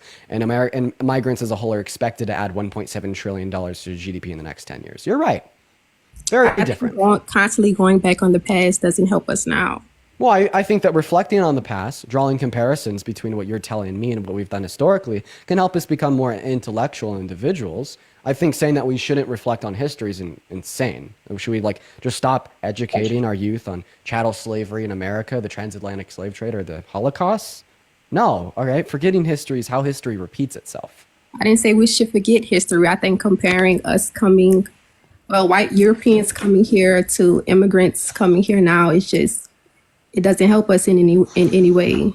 Well, I mean, once again, the comparison was nothing more than the fact that you were like, well, they don't speak, a lot of undocumented migrants don't speak English. And because the majority of Americans do speak English, they shouldn't be let into the country. So in other words, I mean, we could just apply your logic to the colonization of North America, all those years ago. Seemingly, you would support the deportation of the colonizers back to Europe because they did not speak the language or tongue of Native Americans. Well, I wasn't here, but if the Native Americans decided to do that because this was their land first, yay for them. Okay, so wait, so you're saying that America shouldn't even exist. So if you think that America as a country shouldn't exist, then why? They didn't deport it. You're here now, so let's move forward. Okay. Can you name one way that undocumented migrants hurt you, me, any other American, or America as a whole? I'm sorry, I didn't catch you talking fast. Can you name one way that undocumented migrants in America hurt you, me, or any other American, or America as a whole? Well, I know that I just heard the names of the girls that got raped and killed. Raped, please. I'm sorry, raped and killed. And I know a lot of fentanyl. I think that's shit, I gotta kick you. I'm so sorry. Just caught an L. Yeah, sorry about that. You can't say the names of any DRUGS on the live. Wow, that was a very interesting conversation. I honestly wish that it could have continued. But unfortunately, we got to go to move on to our next guest here. Thomas, once again, thank you so much for the $20 super chat over on YouTube. And welcome in, Jared. Did you vote for Trump? Jared, man, what's going on? Hello, did you vote for Trump? Fixing my mic up real quick. 1 second. Right, hey, cool. Yes, I did vote for Trump, but I just wanted to say one thing. You quoted the Bible. You said that rich men can't get into heaven, right? Well, in accordance with Matthew 19, seemingly it's very hard for rich men to get into heaven, yep. All right, in the meantime, guys, make sure that we're double tapping away on that phone screen. If you want to support me, feel free to support me over on PayPal. You can find the link to my PayPal in the link tree in my bio. I'll give you a shout out and I get 100% of those proceeds. Then real quick, Kyrie, thank you for the $1, and Jada, thank you for the $1. You guys are very kind. If you want to support me but you don't have PayPal, you can support me over on YouTube Super Chat with literally anything else. And yeah, anyways, Jared, what's going on? May I quote the entire verse that you left out? As long as you speak for less than 20 seconds and you don't bore me to death. By the way, I cannot hear you if you can't see me, so you might have a little bit of difficulty quoting that scripture. You can't hear me? No. And when you leave the TikTok live, I cannot hear you. Would you like me to read it? Yes, please. If you could. Okay. Yeah. So Matthew 19, 23 through 26, or like a larger section? Just the part that's before. Yeah, Jesus said unto his disciples, verify, I say unto you, it is hard for a rich man to enter into the kingdom of heaven. And I say unto you, it is easier for a camel to go through the eye of a needle than for a rich man to enter into the kingdom of God. All right, man, you're still going on pause. I cannot hear you when you're not on the live. Preferably, I'd like your response on this. Rather, you left out the part where he says that, but with God, anything is possible. He says, with a man, that is not possible to go into heaven just as a man, but with God, anything is possible. Did you leave that part out on purpose? No, I just read the scripture. It's right below it, man. You can't miss it. I mean, it's just right below it. Yeah. So the next part of the verse, it's like God, Jesus says, looking upon them, with men, it's impossible. With God, all things are possible. All things are possible. Yeah, so if a rich man has God, then they're most likely no longer a rich man, because with riches comes greed. And this is overwhelmingly the notion set forth by the New Testament of the Bible. If you want evidence for this, literally just research Matthew the tax collector and how when Matthew the tax collector became a man of God and followed Jesus Christ, he left all of his riches behind. So basically, the metaphor is that even if you are a rich man, it is still possible. If you believe in God, if you have faith in God, you can go to heaven. I interpret that scripture significantly differently than you do, because the overwhelming motivation behind the New Testament. The overwhelming motivation is that anything is possible. So then, why did Jesus specifically instruct Matthew the tax collector to leave his riches? Because the point is if you don't have faith and you don't believe in God, wait, answer my question. I literally want you to answer my question. Then why did Jesus instruct Matthew to leave his riches behind to become a disciple of God? Well, he was probably testing his faith. Oh, okay. So in order to have faith, he had to leave his riches behind. Great. So now tell me why you voted for Trump. You just affirm my argument, by the way. No, literally just said in order to have faith and to be. I don't want to argue with Trump with you. Wait. Then what? No. That's the point of the live. Tell me why you voted for Trump, or you're scared. I'm not scared to argue. So then why did you vote for Trump? You just look at your little screen off to the left side. You just bring up, irrelevant things about all, everything, man. According to Matthew, you better turn that other cheek for me, buddy. I'm sorry if you want to debate. If you want to talk, we can talk. Okay, so you're telling me that you expect me to completely change the topic of the live that 11.4 thousand people are here to listen into because for some reason you think that you're important enough to do that. And by the way, I totally entertained that conversation with you, and I was able to demonstrate to you why I disagree with you and justify my interpretation of the scripture, which then led you into stating that Jesus was merely testing Matthew's faith. In other words, the test of Matthew's faith was that Matthew had to leave his riches behind to have true faith in God, which made it possible for him to go to heaven. Yeah, God also tested another man and seeing if he was going to sacrifice his own son for God, and he was going to. I don't understand if that's relevant, but what does that do? I don't mean that's not relevant. It was a testimony, if God came down to me and said, hey man, you have to leave everything behind, go walk this path, I will do it. I have faith in God. I will do what God, if God came down and if I talked to Jesus and I knew he was Jesus. There's like a billion things I could say here, but honestly, I just want to debate about Trump. So are you seriously not going to tell me why you voted for the guy? Well, what do you want to know? Why you thought he was a better candidate than Kamala Harris? I thought he was a better candidate because, one, he's just, he's a better man in general. He wants to stop the war that's going on, all the wars that are going on. All these wars started under Democratic, while Biden was in office. And I just don't like people dying, man, Okay. Yeah, like if you ever seen what's actually going on over there, it's really messed up, man. People are burning people alive in ditches, Okay. So you're saying that he's a better man in general, and that's because he wants to stop all of these wars, right? That's right, sir. Yeah. Okay.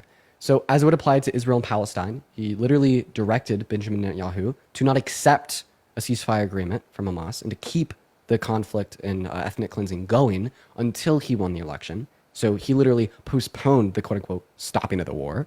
Then, when he was inaugurated, he has now set forth a plan to ethnically cleanse 1.4 million humans, 1.4 million Palestinians off the Gaza Strip, violating 1.4 million human rights. Why isn't the United States getting directly involved in the war then? Wait, they are. There's direct involvement insofar as the acclamation and ownership of the Gaza Strip. Yeah, if Donald Trump's plan goes through, we would be directly involved in the conflict. Yeah, that's right. Under Donald Trump's plan, is that right? Yeah, and isn't this plan incredibly immoral, indicative that he's not a good guy? Like, isn't ethnic cleansing always wrong?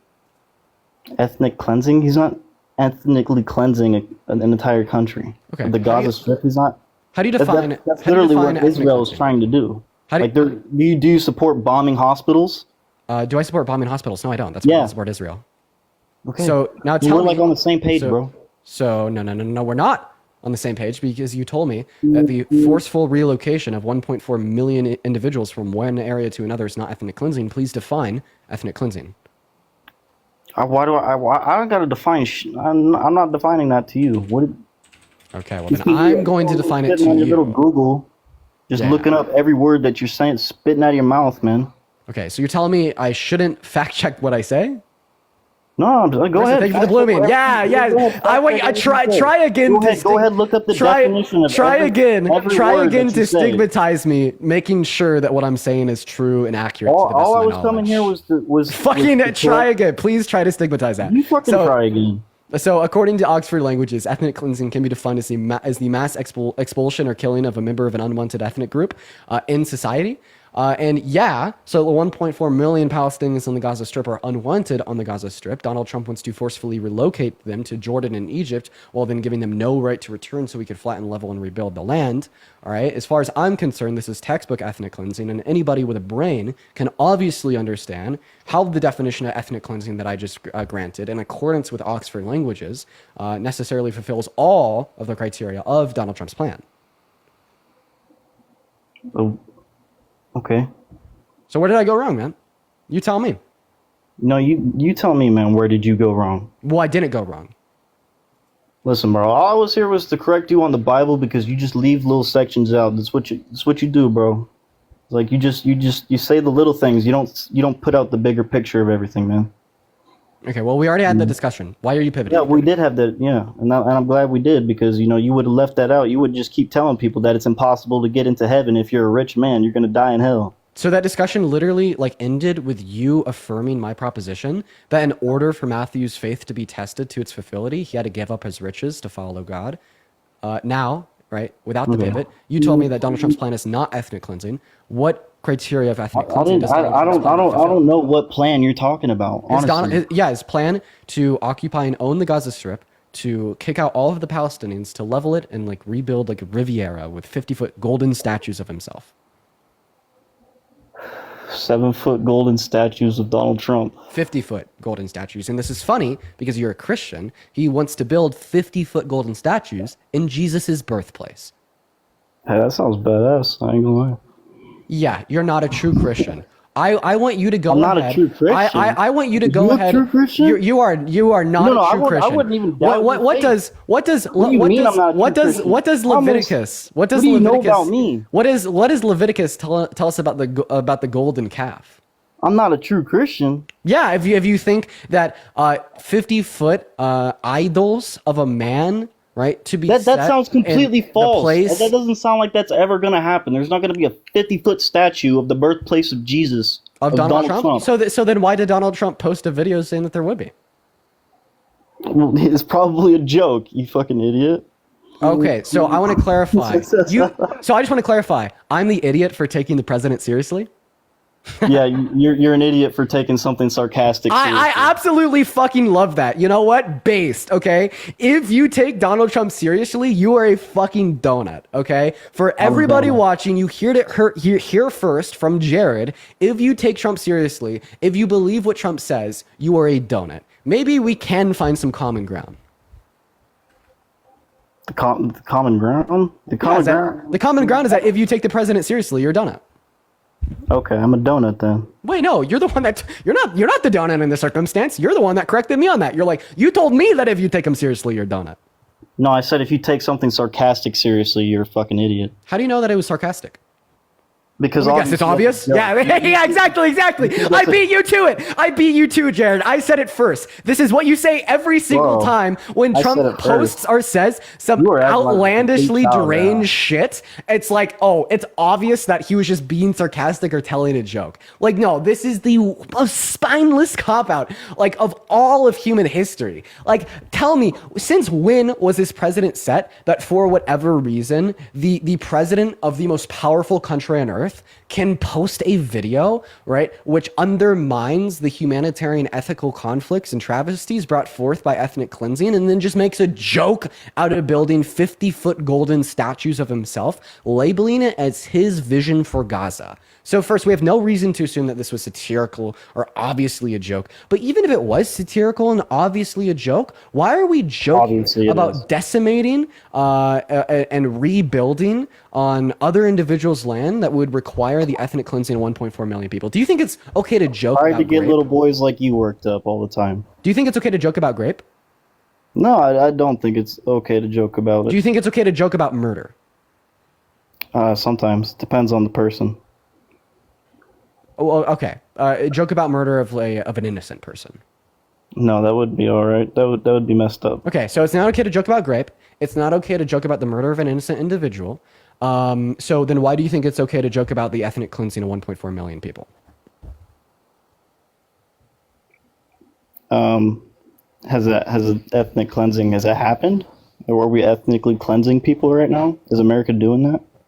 Well, that's what Trump wants to do, and his vision for Gaza is predicated on it already being done, meaning that he was making a joke about the ethnic cleansing of 1.4 million people, according to you.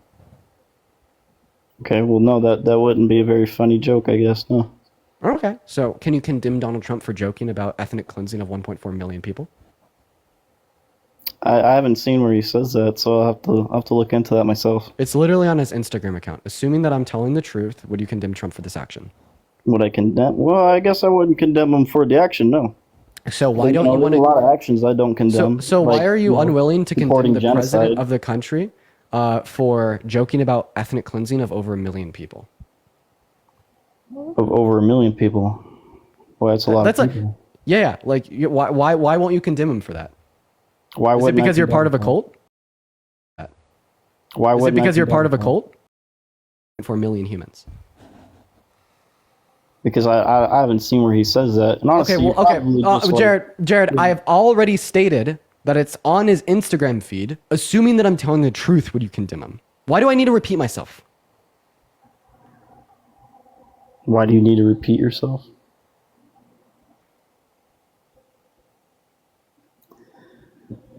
I don't know, man. Have you given up? No, I haven't given up. Jared gave up. We're going to move on to the next guest. Winnie, thank you so much for the $10 YouTube super chat saying I'm having a donut right now and it's more intelligent than this punk. Thank you for the love, Winnie. Let's get at least 100 big W Winnies in the live chats. As well as Sam. Thank you so much for the 20 pounds over on YouTube super chat. Hey, have you looked up the Tesla stock exchange? I'm guessing the results of Musky Boy frolicking around finding out. Isn't Tesla just been absolutely fucking crashing? Thank you for the 20 pounds, Sam. Everyone, show some love to Sam. 200 W Sams. Then Christine with the 250 Norwegian dollars. Thank you so much for the love, Christine. Everybody, please show some love to Christine for the 22 American dollars. Thank you so much, Christine. At least 200 big W, Christine. This is very kind of you. Thank you so much.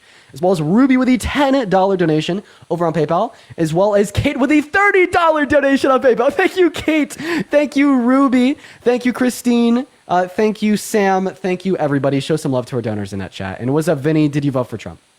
Yeah, I did. I was just listening to you guys talk about the conflict with Israel and Palestine, and I would agree that, I do feel like the ultimatum would be to get a ceasefire and to get the hostages back. I feel like that would be important. Okay, why did you vote for Trump?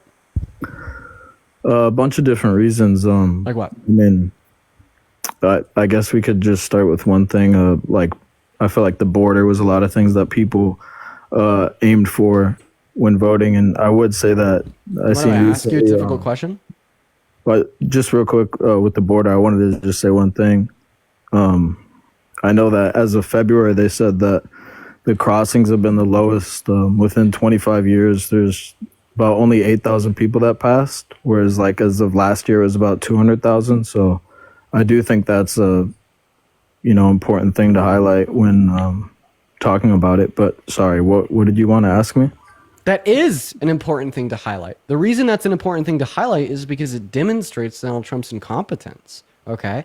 We have an issue with the border. It's been neglected by the Republicans, predominantly in Congress, for essentially all of modern American history.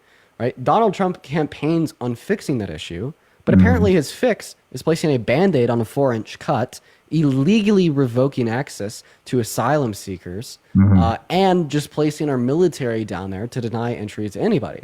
That is no long-term solution for the southern border. That is a short-term solution to get his supporters to clap and jeer to think he's doing something good.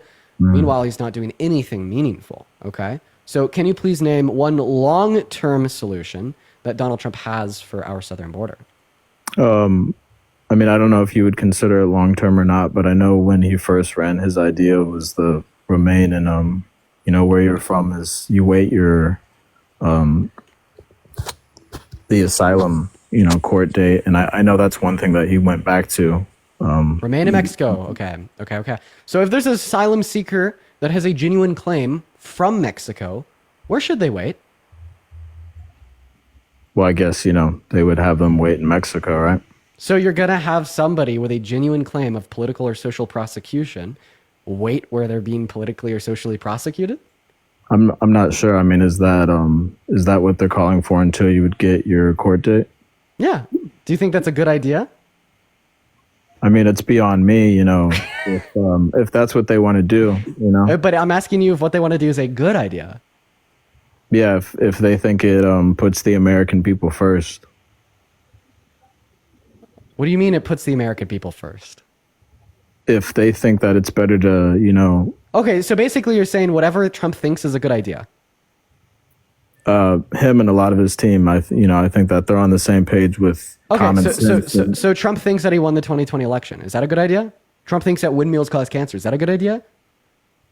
For sure. I know what you mean. I mean, Trump thinks that you could racially profile migrants and just tell who's good and bad by looking at them. Is that a good idea?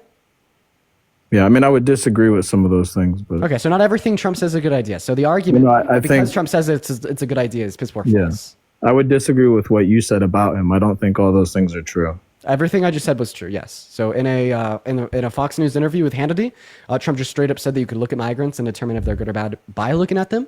Trump has repeated like 5 times that he thinks windmills cause cancer, and obviously Trump thinks he won 2020.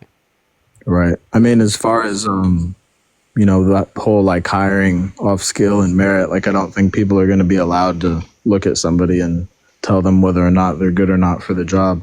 Okay, I don't understand how now we're talking about jobs. We're literally just talking about the fact. No, you 1 second. We're literally just talking about the fact that you told me that you think whatever Trump wants to do is a good idea because he has some common sense. Yeah. And then I point out 3 obvious examples of Donald Trump not operating on common sense. Then you start talking about the labor force. Okay, can you respond to the fact that Trump does not operate on common sense, but he operates on delusion? Yeah, I was trying to make the connection with how you said if he looked at somebody, he could tell that, based off their skin color that, they wouldn't be good or not for the job. That's why I made that connection. Okay, so you're just telling me that you disagree with racial profiling. So you're telling me that you disagree with Trump. No, I don't feel like that's something he does, bro. I feel like you're just kind of up here. Okay, well, I don't care about your feelings. He said that to Hannity on Fox News. I'm not lying. Feel free to fact check me. Do you want to pull up the clip and play it? I don't have another device to pull up the clip and play it off of. My laptop is downstairs. You could literally look up. No, because I'm giving you a source. You can look up Trump on Hannity. He says that he can identify if a migrant is good or bad based on looking at them. So what was the whole context of the situation, though? Like, is that just Wait, what context would make that acceptable? Well, I mean, I don't know. What was the whole context of it? I'm unaware. Name one context that would make this statement acceptable. Name one possible context. Literally, give me any possible context that can make that acceptable. Well, what do you think his context was? No, you're going to answer my question. I want you to create your own context and superimpose it onto that statement that makes that statement acceptable. Think of any context that could possibly exist. Yeah, where you would question that? No, where you wouldn't question that and you'd see that as an acceptable statement. Give me any context. Yeah, I mean, if he was at the border and, he was looking and, making sure things were going good, Okay, so you're telling me that it would be acceptable to racially profile migrants at the border? What? No, I'm not saying like racially profiling, bro. He said you can look at them and determine if they're good or bad. I haven't seen this clip, so I'd like to know like the context of it because I don't feel like he just outright said that. Okay, and my question is, why is the context relevant? From that. Why is the context relevant? Because I don't think he just brought it up saying that was his opinion, that he would just look at people and racially profile them. Like, I feel like you're just up here lying to 10,000 people, Okay, well, good thing I have a source, right?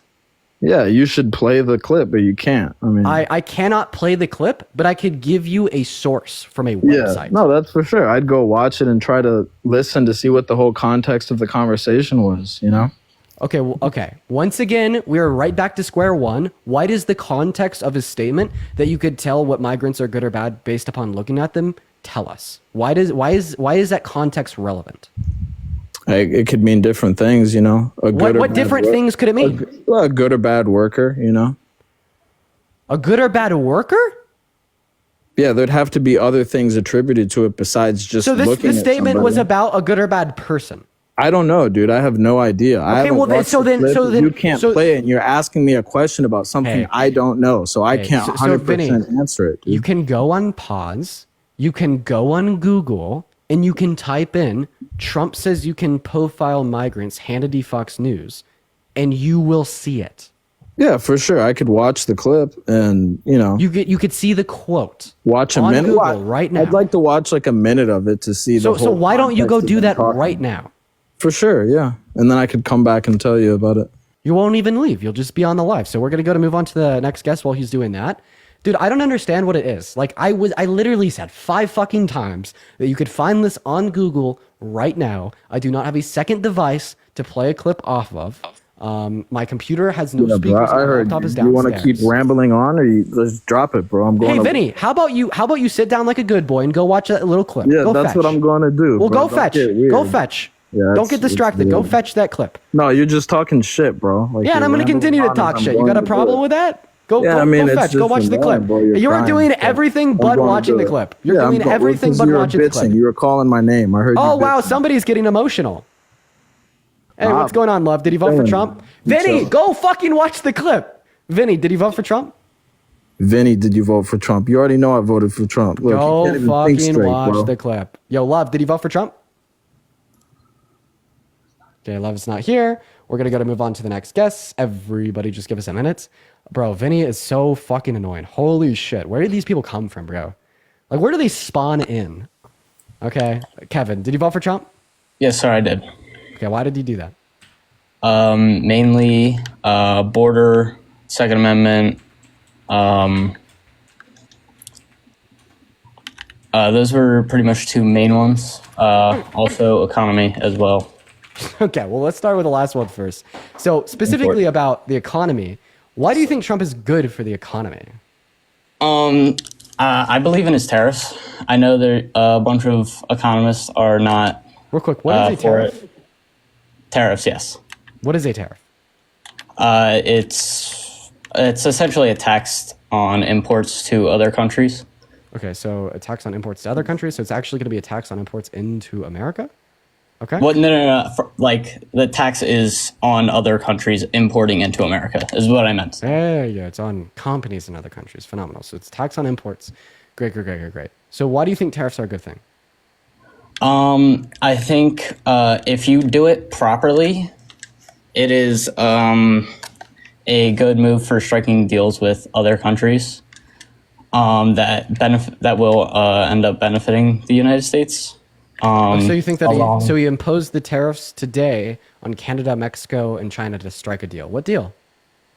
Well, I know he had border deals. I know they aren't like final or anything, but they were. So what was the border deal? Talking about border deals. What was the border deal that he got with Canada?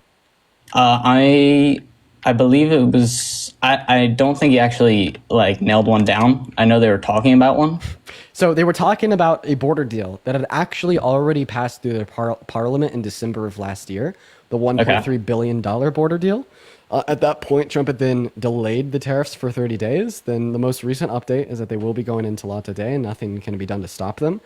This has sent the U.S. stock market into a free fall. The Dow Jones has dropped by 1,200 points in the last 2 days. And now the U.S. is projected to be well on its way to a recession, with the Atlanta Fed stating that our GDP is expected to go down by 3% in the first quarter of 2025. Meanwhile, just a month ago, is expected to increase by 4%.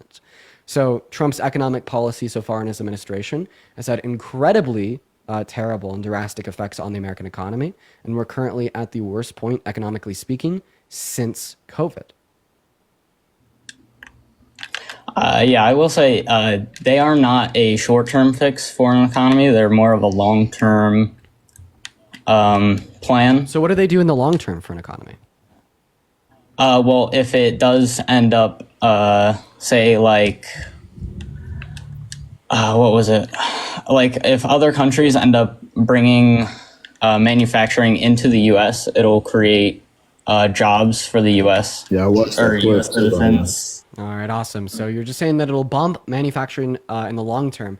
So we could bump manufacturing in the long and short term with protectionist policy that isn't tariffs, that won't create the same inefficiencies such as high levels of inflation or reduction in consumer confidence, a reduction in the value of stock markets, or plummeting GDP growth. And that would be the investment of raw capital into the manufacturing sector of America as an expense from our federal government, okay? This would also promote American manufacturing, but it wouldn't produce any of those same inefficiencies, making it a drastically better plan, ruling tariffs out of the equation. Okay, so where would you propose the money from the government to fund this is going? Where is it coming from? Yeah, the taxpayer, obviously. Coming from the taxpayer, where is it going? Yeah, where is it going? It's going in. Yeah, it's going into like very specific forms of subsidies for manufacturers to boost their like productive capacities, so they could hire more individuals, paying them better wages while selling their product for less. Okay. So that is money that can only be spent in certain areas. That's pretty like what you're saying, right? Well, spent in the manufacturing sector of America, which is the certain area that you said would benefit from tariffs. Well, no. I meant for manufacturers. Like, that is not just like something. It's not just you are giving manufacturers money. It's more you are giving them money for a certain purpose. Yeah, the certain that they can only use that money for. Yeah, precisely. I'm not opposed to it. It's pretty good. Yeah, Honda's coming to Indiana, aren't they? Yeah, that's another point I was going to make. Apple's coming to America, right? And there's Apple's headquartered in California, and it has been since the conception in the early 2000s. Yeah, but they're coming to manufacture here. Yes. Where did you get that claim from? That's what Trump said. Trump did not say that. Are you referencing their announcement of a $500 billion investment? No, that was with the chips in Arizona. No, he said when he was talking last night that Honda would be coming to Indiana, and he also said that Apple, along with Honda, would be coming to America too to manufacture.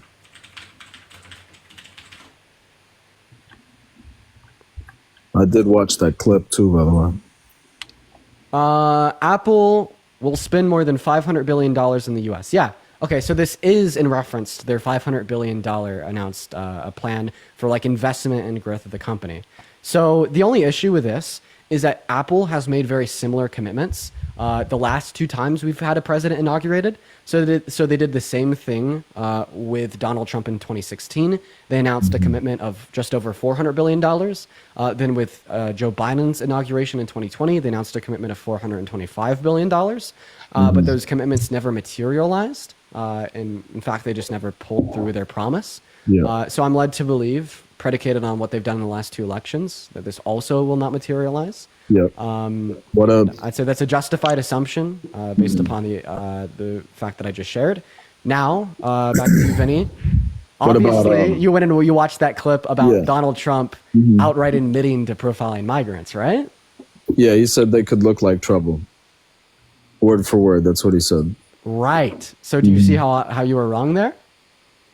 Yeah, but I still don't think I'm wrong. I mean, if he's saying he could look at someone and it could look like they could be trouble. I mean, if he sees someone come across that they know that their tattoos are resembling the different, cartel gangs over there, and they know that 100%, there's no question about it. Is that not something that you could questionably look at and say this could be trouble if you know that their tattoos resemble something more than just a normal tattoo? Hey, I have a question. Did he say that he could look at them or look at their tattoos? He said he could look at them and it could be trouble. Okay, so he didn't specify that he'd be looking at tattoos. So where the fuck are you getting that from? Because he's talked about face tattoos and gang tattoos before. Okay, so in other words, you have no evidence that he was referring to tattoos. You were just being a sophist and assuming conspiracy theories to justify your point, not to mention. Not though, bro. That also looking at tattoos is literally still profiling. I just want you to know that. So you're telling me that if you know someone has tattoos that are related to a certain cartel or a certain gang, that's not something that you would be suspicious of? So yeah, you're what you're literally describing is like a suspicion that cops have had against individuals predicated on their tattoos, which is profiling. Not to mention that he doesn't even state tattoos. Vinny, show me where he's okay. Then show me where he says that he's only okay with profiling as it would relate to people's tattoos. Yeah, I could find the clip where he's talking about tattoos. Wait, did he talk about tattoos in this clip? Yes or no? No. Thank you so much, Vinny. Thank you for the concession. Yeah. As far as you guys were talking about, like, so now you want to pivot? I'm so sorry. No, I don't want to pivot. If you want to move on to a different conversation, I'm just going to get you out of here because I do not appreciate people that engage in sophistry and shift the goalposts and assume things without evidence. Okay, and then as soon as I point that out, you just quote unquote move on to another point. Come on, now Kevin, go ahead. Okay. Where were we? Where did we leave off? Yeah, we're talking about how you think that Trump is good for the economy. Then I pointed out that he's actually bad for the economy. Tariffs are very bad policy that create inefficiencies, destroy comparative advantage. But if we are going to engage in protectionist policy, there's significantly better forms of protectionist policy, such as investment in the manufacturing sector of America. And then I also brought up the fact that the economy is doing very bad under Donald Trump right now. We are now projected to possibly be entering into a recession because of his policy. Consumer confidence is at a 4-year low. Inflation is on the rise. And this is only expected to continue. Okay. So I made these like when I was voting, obviously I looked at what he did in his previous 4 years. Okay. Mainly what he did before COVID. Which is why, I mean, he changed a lot of it since then, but I was looking at that as, he's a businessman, so I know he knows how to create a business, which I feel is a good way to approach. Okay, you're just saying that he's good for the economy because he's a businessman, right? Yeah, I would say something similar to that, yeah. Okay, who are you voting for, Trump or Bill Gates? Trump. Why? Bill Gates is a more successful businessman. I would agree with Trump on more things other than the economy. So then you're not using this metric as a businessman to dictate who's a better candidate. Not to mention that more successful businessmen such as Warren Buffett have disputed his economic plans. Warren Buffett called his tariffs an economic war. Okay, Warren Buffett was absolutely shitting on Donald Trump's economic policy. Mm-hmm. And Warren Buffett is like one of the most prolific businessmen of all time. Right. Yeah. I would say, I mean, obviously Trump is a successful businessman. I'd actually, I mean, depends on like what you mean by successful. I think that he's not that good of a businessman, because if he were to have taken the money he got from his dad and invested it in the S&P 500 compared to pursuing real estate, tequila, and casinos, he would have a higher net worth, apart from the net worth gained off of the Trump coin, if he were to have invested it into the S&P 500. That's fair. That is fair. So now tell me, he's such a successful businessman, which means he must have implemented really good economic policy during his first 4 years. What is your favorite Trump economic policy from his first term? I can't lie, I wasn't too much into politics when he in his first term, because I was really young. Okay, so then how do you know he implemented good economic policy? Honestly, it was mostly from my parents. I listened to my parents a lot when I came to voting. Okay, well, thank you for being honest, but I think that we could, definitely arbitrate here that, your parents cannot be an objective measure of truth. Oh, yeah, 100%. No, phenomenal. I don't deny that. Okay. I don't deny that at all. I know people who go both ways. When it comes to voting, like liberal, Democrat, Republican, conservative, whatever. They listen to their parents a lot. So out of curiosity here, like, what's your point? I was just saying that. People listen to their parents, man. That's how. That was political beliefs get societalized and whatnot. So, do you have any other reasons why you voted for Trump? Second Amendment. Second Amendment. What about it? If we're allowed to talk about that on TikTok. Yeah. What about it? Like specifically? More regulations. Okay. And the ATF, like who they would appoint as, director of the ATF. In the last two administrations, Trump in his first term, Biden and Harris, which one implemented gun control? Trump. Precisely. Yes. I do know. Yes, I understand that. And honestly, I don't even think that the Second Amendment should have been a reason to vote against Kamala Harris at all, because the Supreme Court right now is so conservative leaning, right? If she proposed any policy that violated your Second Amendment, it would have been caught and denied. That is fair. However, I feel the ATF doesn't. They don't really follow exactly what they're supposed to do when it comes to. So you're going to sacrifice the economic well-being of the average American for the ATF? You're going to sacrifice, right, the ethnic cleansing of 1.4 million Palestinians for the ATF? This is your biggest concern. I think that there's I think that there's like overwhelming pressures here. That make the leadership of the ATF very minuscule and minor and unimportant. Okay, that's fair. I could say the same thing about abortion. No, because Donald Trump overturning Roe v. Wade directly leads to 77 million American women and girls not having access to abortion, which I believe violates their human right to bodily autonomy without good reason, meaning it's a human rights violation. I do think that 77 million human rights violations take quite a great precedent, not to mention the 60 great victims that are denied access to abortion every 24 hours like clockwork in 10 states that have abortion banned outright. Okay. So what is he going to do about that now? Well, nothing. That it's turned over to the states. Nothing, and that's the issue, because we want somebody to do something about it, which is to codify federal protections. Well, I guess that's where we would disagree. So why do you think how much of an issue it would be? Why do you disagree with federal protections for access to abortion? And the only reason you think it's a non-issue is because you're a man.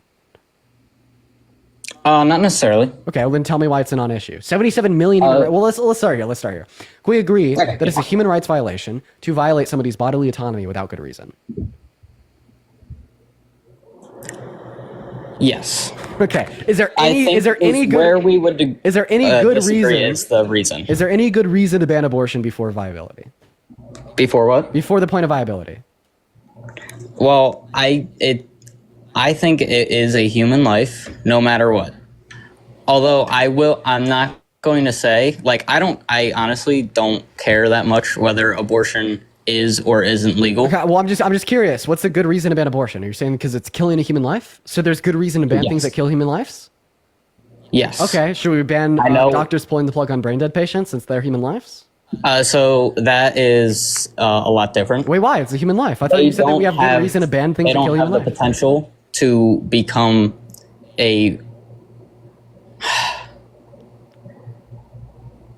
It's more the fact that a fetus can grow into a perfectly functional human being. Yeah. So in other words, you don't really value the human life. You value the potential to be a person like you or I.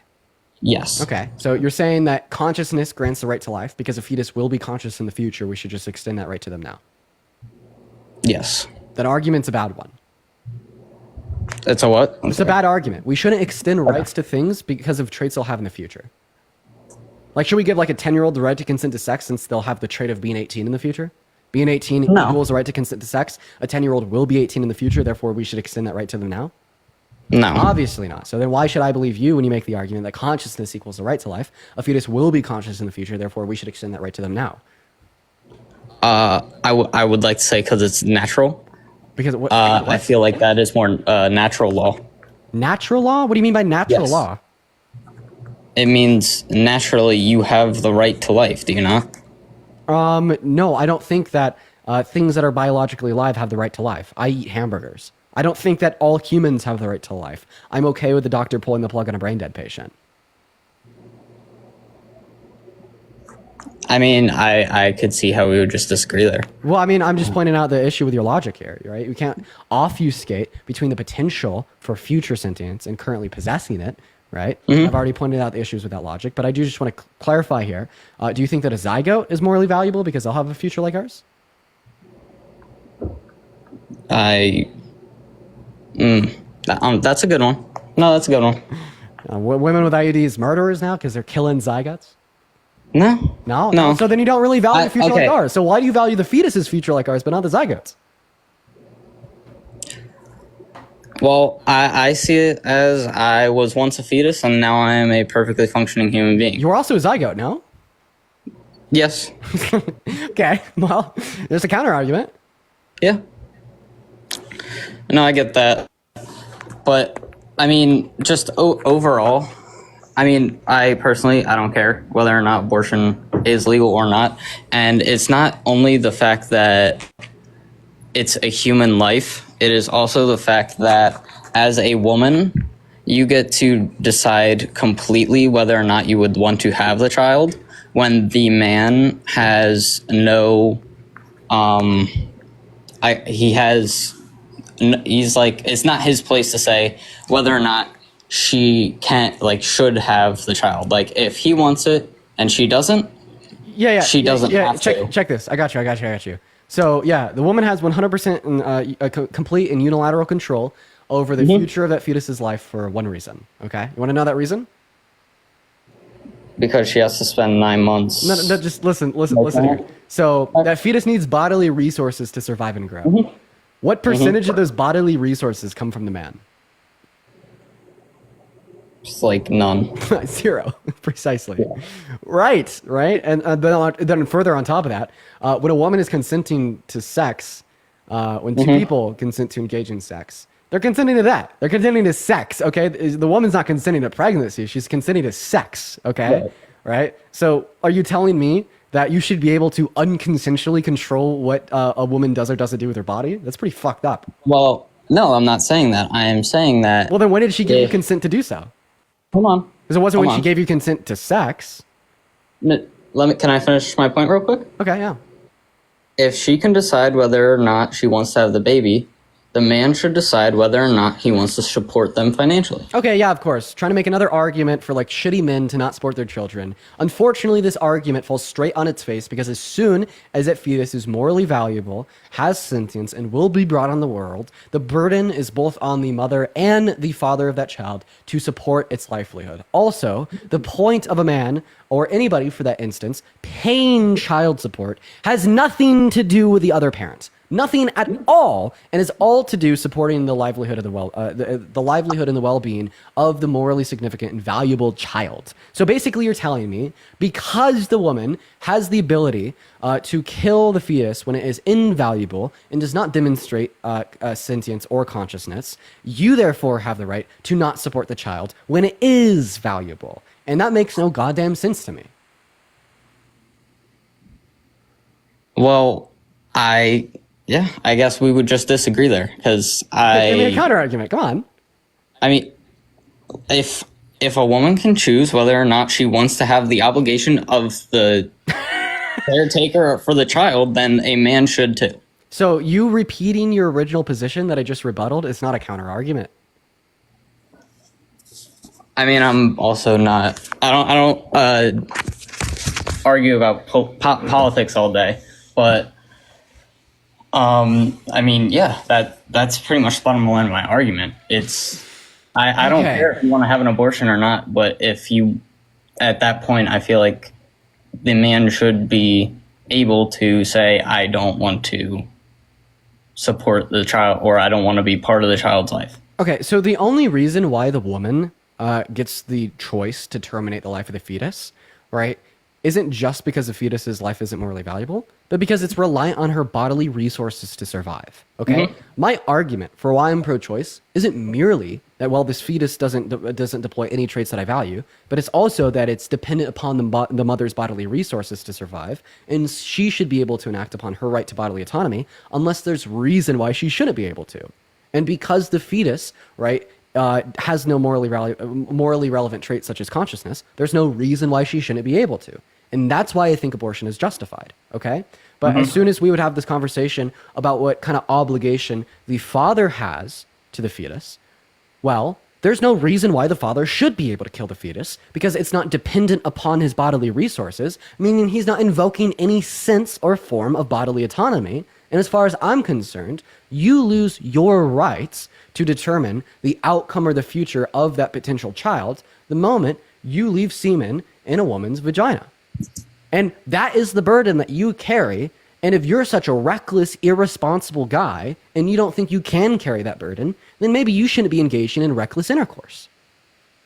No, I completely agree with you that if you're a piece of shit having a child, or you should stay with the child if you have a child, that is completely against my moral values. I am saying that as an argument. You're going to repeat it again. Do it. Don't repeat it again, please. God. But if you're saying that a woman can get rid of it before it is, I forgot exactly what you said. It is what? Morally valuable. Morally valuable, right. At some point, even if she decides to have the child, the man will have to support the child financially. Well, yeah. Parents typically have to support their children, man. Yes. And, hello? I just don't think abortion is right. I think when you are having... I'm going to kick you due to the lack of counter arguments. I promise, man. I'm sorry. I'm not even going to I understand you're new to these convos. Just due to the lack of counter arguments, we're going to move on. And Minnie, thank you so much for the $5 over on YouTube Super Chats. Thank you so much for the love, Minnie. As well as I'd like to thank here Cody. Thank you so much for the $15 donation over on PayPal. Let's get at least 1,000 W's for Cody. That is CODI. Cody says, thankful for all that you're doing to educate those who don't know where to start or have the wrong idea of things. You're a gem. I appreciate you so much for the love and support, Cody. Everybody, please show some love to Cody down below in that chat while we're getting that next guest, Brad, up in that box. As well as Angel with a $5, Rachel with a $10, and you're changing the world one step at a time. Thank you, Rachel. And Lillian with a $10. Everyone show some love to Lillian, Rachel, Sophia, Angel, and Cody. And if you do want to support me, you can find my PayPal in the link tree in my bio, or you could support me over on YouTube Super Chat. And what is up, Brad? Did you vote for Trump? Yes, sir. Why did you do that? Well, I have one question I want to ask you, and it's relating to this argument, but I was on with Parker yesterday, and one thing I haven't heard y'all talk about is your opinion on the transgender community, and that's one thing that, one reason I voted for Trump. I wanted to hear your opinion on it. So the reason why you don't hear me and Parker talk about trans individuals frequently is because TikTok bans us when we do. Okay. But I'm incredibly pro-trans. I do think that T women are women. And at the end of the day, it is unfortunate that TikTok restricts upon our ability to have free and transparent conversations about trans individuals, because I'd like to try to change your mind. but we just literally can't because of their TOS. One thing I will ask of you, though, is like, hopefully 10 people in the NCAA is not why you voted for Trump, right? No, that's not the. So why did you vote for Trump? Well, I mean, I just have a thing with this conversation because I don't hear you all talk about, and you just explained why, so I'm not gonna. Obviously, you have a good reason, but So why did you vote for Trump? Well, I mean, that was my big. What? My big 10 thing. people in the NCAA was the biggest reason you voted for Trump? Not just the NCAA, but the concept that all of a sudden, after thousands of years of history, we can go from having two genders to having multiple and having all these different things that are just mentally ill people. I mean, okay, hey, wait, okay. Name one institution of medicine or science that would consider being TRANS as a mental illness. Dude, I couldn't tell you. Okay, well, here's 13 that don't. The World Health Organization, the American Psychiatric Association, the American Medical Association, the Endocrine Society, the British Psychological Society, the Royal College of Psychiatrics, the Canadian Psychological Association, the Australian Psychological Society, the European Society for Sexual Medicine, the American Academy of Pediatrics, the American Academy of Family Physicians, the American Counseling Association, the American Public Health Association. So why should I believe you over them? Well, that's a good question. I mean, and this is totally opinion based, but well, I mean, yeah. What did you do for work, by the way? I don't understand. What did you? I don't understand how. What did you go to school for? Engineering. Engineering. What kind? Electrical. Electrical engineering. So should I trust the electrical engineer or a conglomerate of 13 reputable and trustable institutions in medicine or science that hire over 100,000 doctorates and researchers that have 12 years of schooling under their belts that have come unanimously to the conclusion that no, being TRANS is not a mental illness. Look at that. He didn't run. He got banned because, like I said, you can't really talk about T individuals on TikTok or else you get banned. He didn't run. He got banned. I'm actually surprised that my live didn't get taken down. Chat, if my live does get taken down, I'd highly recommend, first and foremost, going through my bio to the YouTube because I'm also live over there. That is like the very first thing you should ever do if my live is ever taken down is go to my YouTube account. Huge PSA, because when my live gets terminated on here, it will not get terminated over there. What's going on, Trey? Did you vote for Trump? Yep. Why is that? Wide range of reasons. Cryptocurrency kind of being at the forefront of that. You voted for Trump because of crypto? Yeah, how's your wallet doing right now, bud? Sorry, say that again. How's your wallet doing right now, bud? What's Ethereum down to? What's Bitcoin down to? I mean, you're fucked right now. Come on, let's be real. I know you're fucked because I'm also fucked a little bit. Dude, just tell me you don't understand how cryptocurrency works then. That's fine. I've been in crypto for years, longer than you.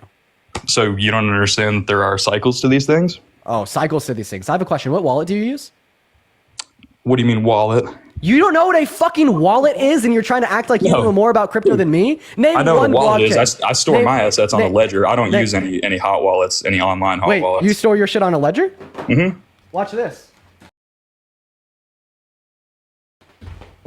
Oh my god, give me 1 second.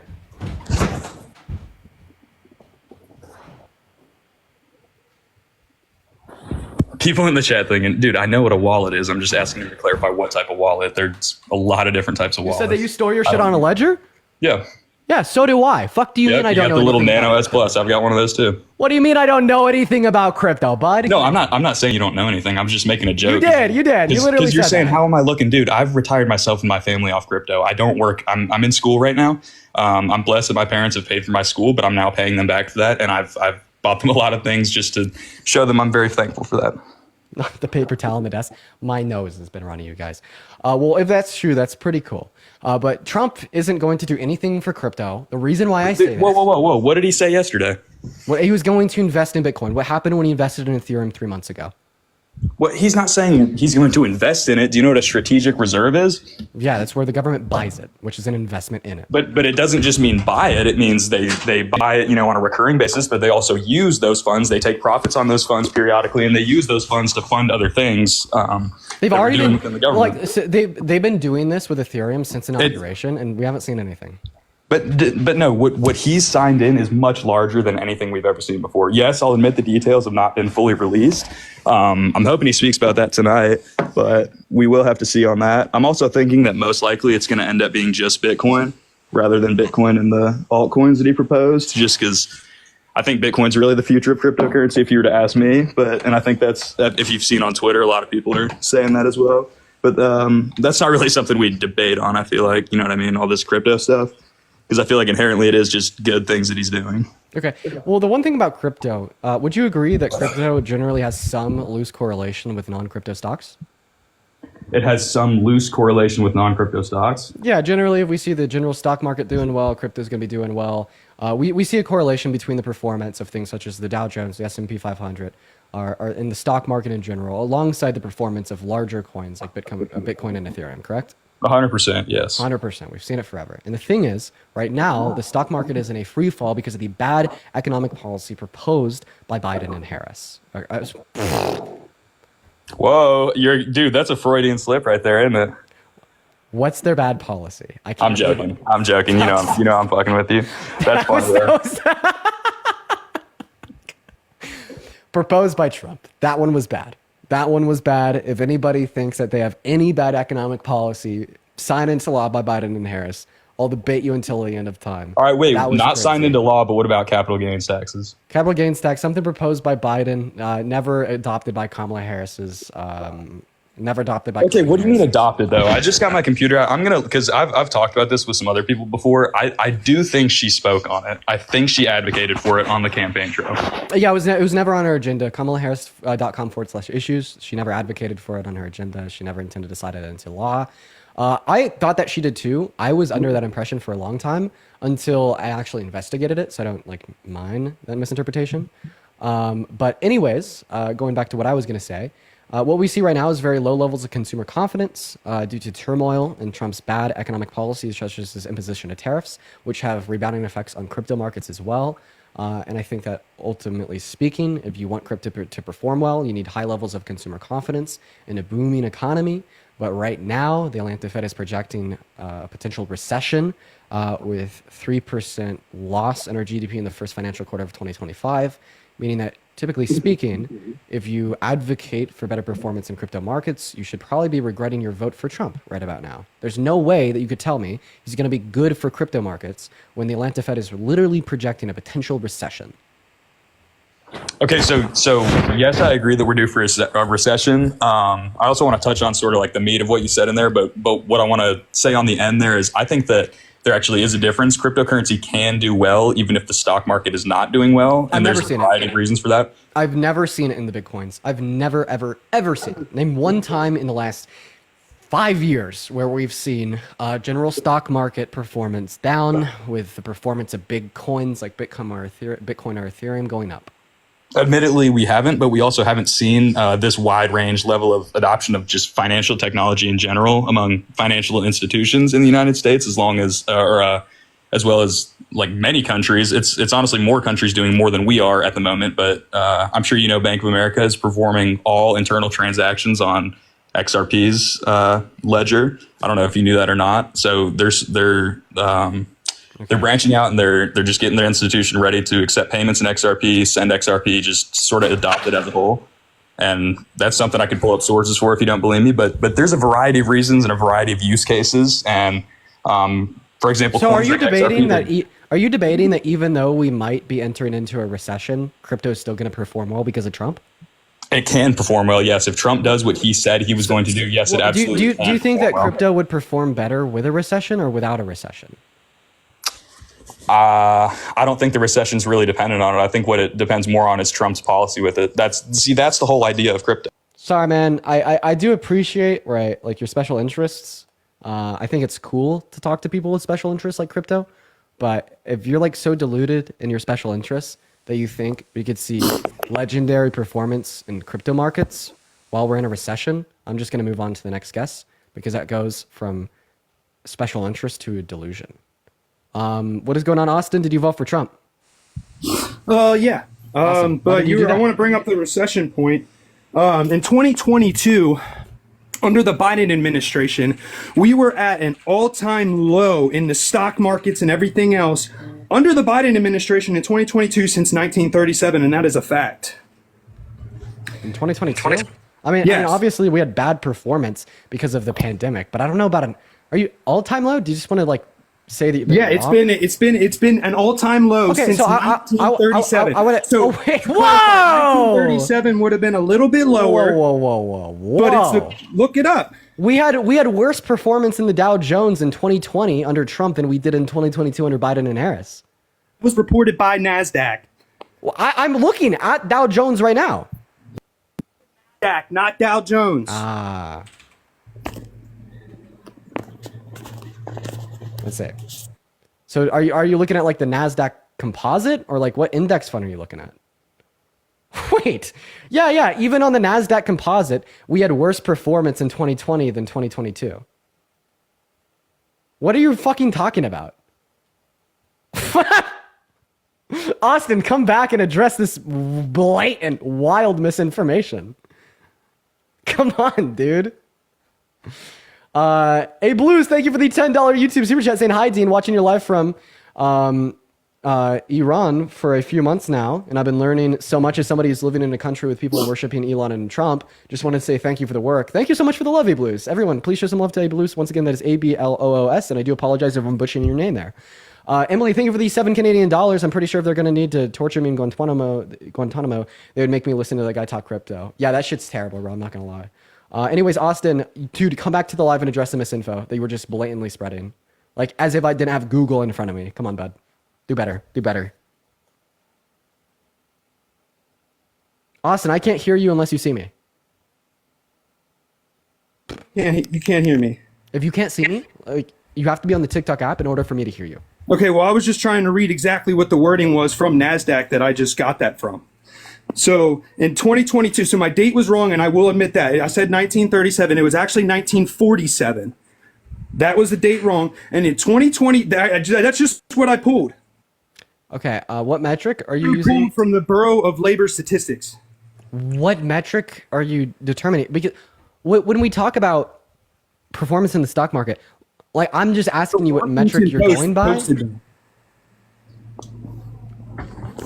The Washington Post posted what specifically? Like I said, looking at the Dow Jones, the NASDAQ composite, the S&P 500, all across the board, there was worse performance in 2020 compared to 2022. Now, I'm going to say that it's possible that you're just not saying what you want to say correctly, and maybe you're meaning to say something else. Like, for instance, the Bureau of Labor Statistics would have nothing to do with the performance of the stock market. So I think that you're meaning to say something that other than what you're saying right now. So try it again. Austin, I still can't hear you unless you could see it. I'm trying to directly read it from the thing, but obviously I can't.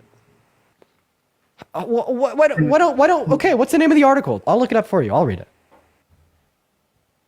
Just remember 6 words. Austin is confused. Austin,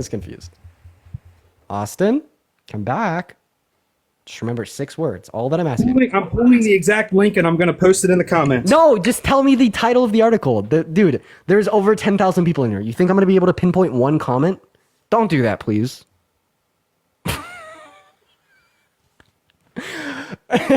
Okay. Bro! I'm trying to tell you the article. Okay, what is it called? Austin, remember! Stay with me, Austin! Don't leave! No, come back! Alright, make sure that you can see my face. Come back to the app. Stay! Don't move! Don't touch your phone! Don't do anything! Okay. What's the title? I was reading the article, and where I was getting with my point was you were talking about how everything, and yes, it was from economicpolicyinstitute.org.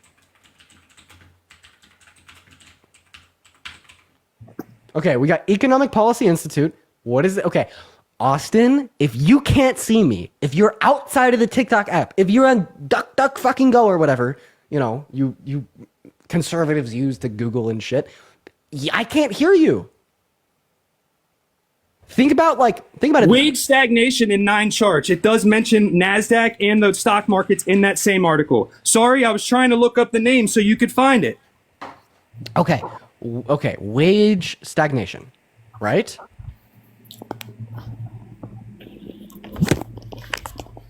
Okay, so you're just saying like stagnation in worker wages? So unironically, this is just an article shitting on trickle-down economics. Like, I'm not even joking. The reason why I know that is because I reference this source when I have discussions about trickle-down economics. So if you go to Figure 2, it will show you the stagnation in worker wages compared to worker productivity since 1973 with the introduction of Reaganomics. I use this source and have used this source for like 6 months to shit on trickle. What does this have to do with the Biden-Harris administration? Like, this is just the EPI shitting on Republican like economic tax policy. So I bring you a fulfilling article, and then it's somebody shitting, but all of your sources are valid, right? This is one of my sources. I've watched you debate both Charlie Kirk and Ben Shapiro, and you lost your ass. So I would same with Parker too. You and Parker both. I loved it. But I just want to know why you're still turning to the dummies of TikTok. I ain't no politician, but I just wanted to bring up some shit. I honestly just wanted to get on here and ask you one question, though. Why do you turn to the dummies of TikTok? Like, why don't you go back to Charlie Kirk or Ben Shapiro or Matt Walsh or any of them guys? Okay. So I'm going to go ahead and share this information with you. Allow me to answer the question real quick. So following the debate that I had with Charlie Kirk, I got the number of his manager to set up another debate. He then said on a podcast that he would debate me again. And I've now messaged his manager 4 times in the last 2 months to set up a debate. And I've been ghosted every single time. The reason why you don't see me debating more of the big dogs on the right is because they won't debate me. I find that very, very hard to believe.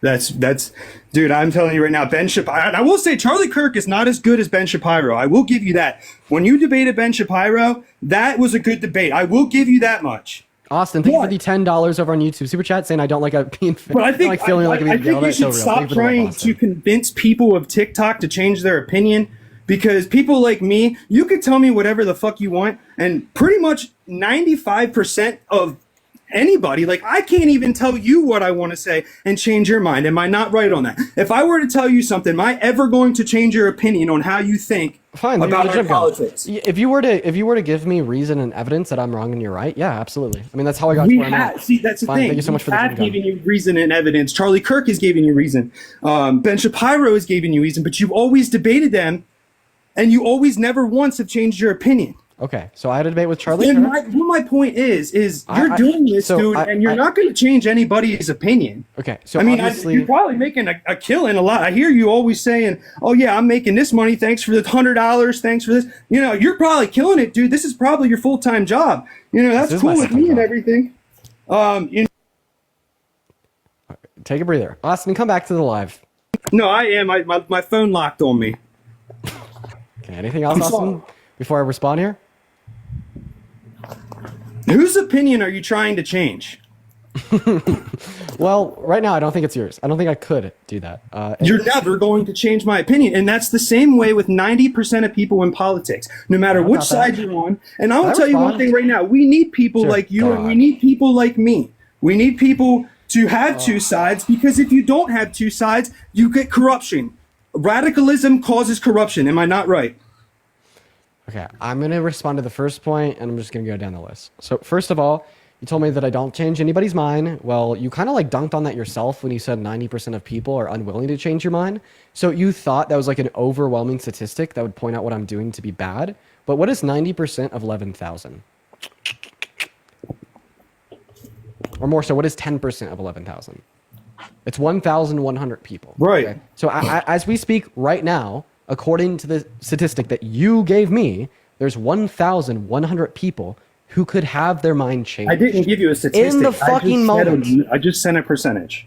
Yeah, but I guess the There's point no is statistics. that there is so many Statistics are people. facts. I was There's not so giving many you a fact. people I that was tune giving in. you- There's so many people that tune into these streams that even if I could only possibly change the mind of the concurrent viewers as we speak, we have over 13,000 concurrent viewers, factoring both YouTube and TikTok into account. Okay, so that is over and well around 1,500 people that are listening to every word that comes out of my mouth that could have their mind changed. And that's just any given moment. I will end a typical day with close to 300,000 total viewers with an average watch time of near 20 minutes and millions of impressions of individuals that swiped by.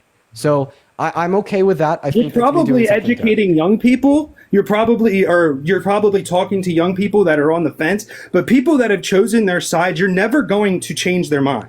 Yeah, and I understand that. So, but like political advocation is still really important for But individuals. I think that you're aren't really radicalized. trying. I think you're really trying to push Like, for so what? everybody to have one side. Wait, I think obviously, that's I what want you everybody to be as rational as possible. If I hold on to a belief to be the most rational belief, I'd want every single person to hold it. Like, do you seriously want like a diverse group of opinions on the morality of murder? No. Do you want a diverse group of opinions on pedophilia or being a Nazi? No, I bet you want everybody But to I'm agree on pretty those sure things. everybody has the same opinion for those things. And why? Well, okay, well, no. But why do you want? Why do you want everybody to have the same opinion? What makes you think that someone like me would like Nazis? What? Because people like you do like Nazis. How do I like a Nazi? I fucking hate Hitler. If I could go back and Wait, denying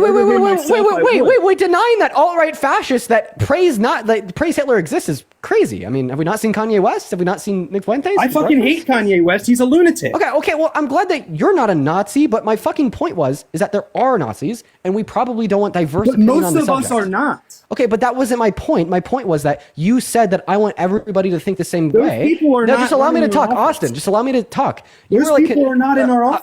Austin, just let me fucking talk, man. You are scrutinizing me for wanting everybody I'm not to think. scrutinizing you. Austin, this is not going to work. Act your age. You I are am. I'm just telling you, I'm not scrutinizing you. Holy That would be an fucking insult, shit. And I've never Calm insulted down. you. Stop it. You are scrutinizing me for apparently wanting everybody to think the same way. Yeah? I was asking you if you felt that way. Yeah, I do. Why do you not believe radicalism causes corruption? And that was exactly what I was about to demonstrate. Well, I wouldn't want anybody to think in a radical way. Duh. Look at Ukraine. Oh my God. What the fuck are you doing? I'm trying to respond to what you're saying, and then you just randomly blurt I'm out just saying. Ukraine? What is going on? What the Switzerland? fuck is going? What does Ukraine and Switzerland have to they do are with the fact that I one-sided want as many countries. people as possible to be rational? They are one-sided, corrupt countries. They don't have a diverse Just opinion. give me a minute. Janet, thank you so much for the $100 YouTube super chat. Holy crap, Janet. It is so good to see you today. I want to see at least 1,000 W Janets in all of the live chats. That is literally insane. Everybody, please show some love to Janet down below in that comment section. That is nuts. Holy crap. Thank you so much, Janet. Everybody, show some love to Janet. That is fucking crazy. Austin, can you please show some love to Janet for the $100 YouTube super chat? Well, I appreciate you supporting your people you like, but I mean, that's awesome. I don't know what else to say. I'm not an asshole. I mean, you like who you like and you support them. I mean, you don't support them. That's cool. But anyway, continue your point. How does radicalism not cause corruption? And I will let you speak. Fucking hell. Okay. So I made the point that in my optimal world, everybody would have common shared beliefs on particular subjects. And then you posited that that means radicalism. No. Okay. I don't think that everybody being rational means that everybody is radical, because rationality is antithetical to being radical. Okay. When I consider like being radical, I'm thinking about someone with logically strained beliefs which you cannot meet through critical thought. Okay. That is not what the radicalism beliefs in is. which, okay, what is radicalism to you? Radicalism is whenever you have one set of beliefs, one opinion, and that's how everything goes. There's no other options. There's nothing else that can happen. You have one set of Okay, opinions, is radicalism one set bad? of beliefs, and no matter what anybody else thinks, Is radicalism that's what bad? can happen. Is radicalism bad? Yes. Okay, so is it a bad thing that most people agree pedophilia is bad? Okay, that is. Most people agree that pedophilia is bad. Yeah, common subjects. But according to you, that's radicalism. So is it bad that most people agree on that? Is it bad that most people believe that transgenders are What the women? fuck, Austin? No. You stop. You answered the question. You little pivoter. You better stop. I don't know where transgender people came from. Like, I fucking hate this so much. Bigot gets dunked on, and then Bigot just starts shitting on trans people. Every time. Stop it. Answer the question. You said radicalism is bad, and you define radicalism as sharing a common belief. It's a common belief that P3 is wrong. Is it bad that that's a common belief, since according to your definition of radicalism, it is radical? Don't bring up trans people. Like, I don't...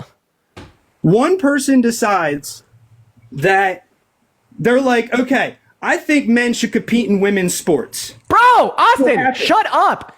Stop. What the fuck do trans people have to do with this? You do that again, I'm going to kick you.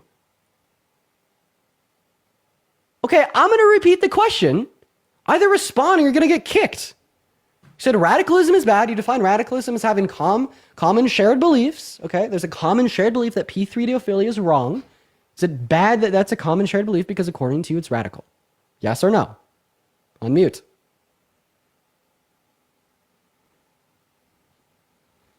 Also, nobody thinks more about gender identity than bigoted conservatives.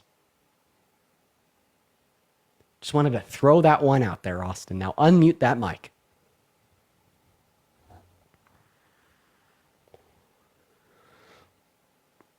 Unmute the mic, Austin. Tell me something that you believe that I don't, No! Answer the question! I did answer the question, you keep No!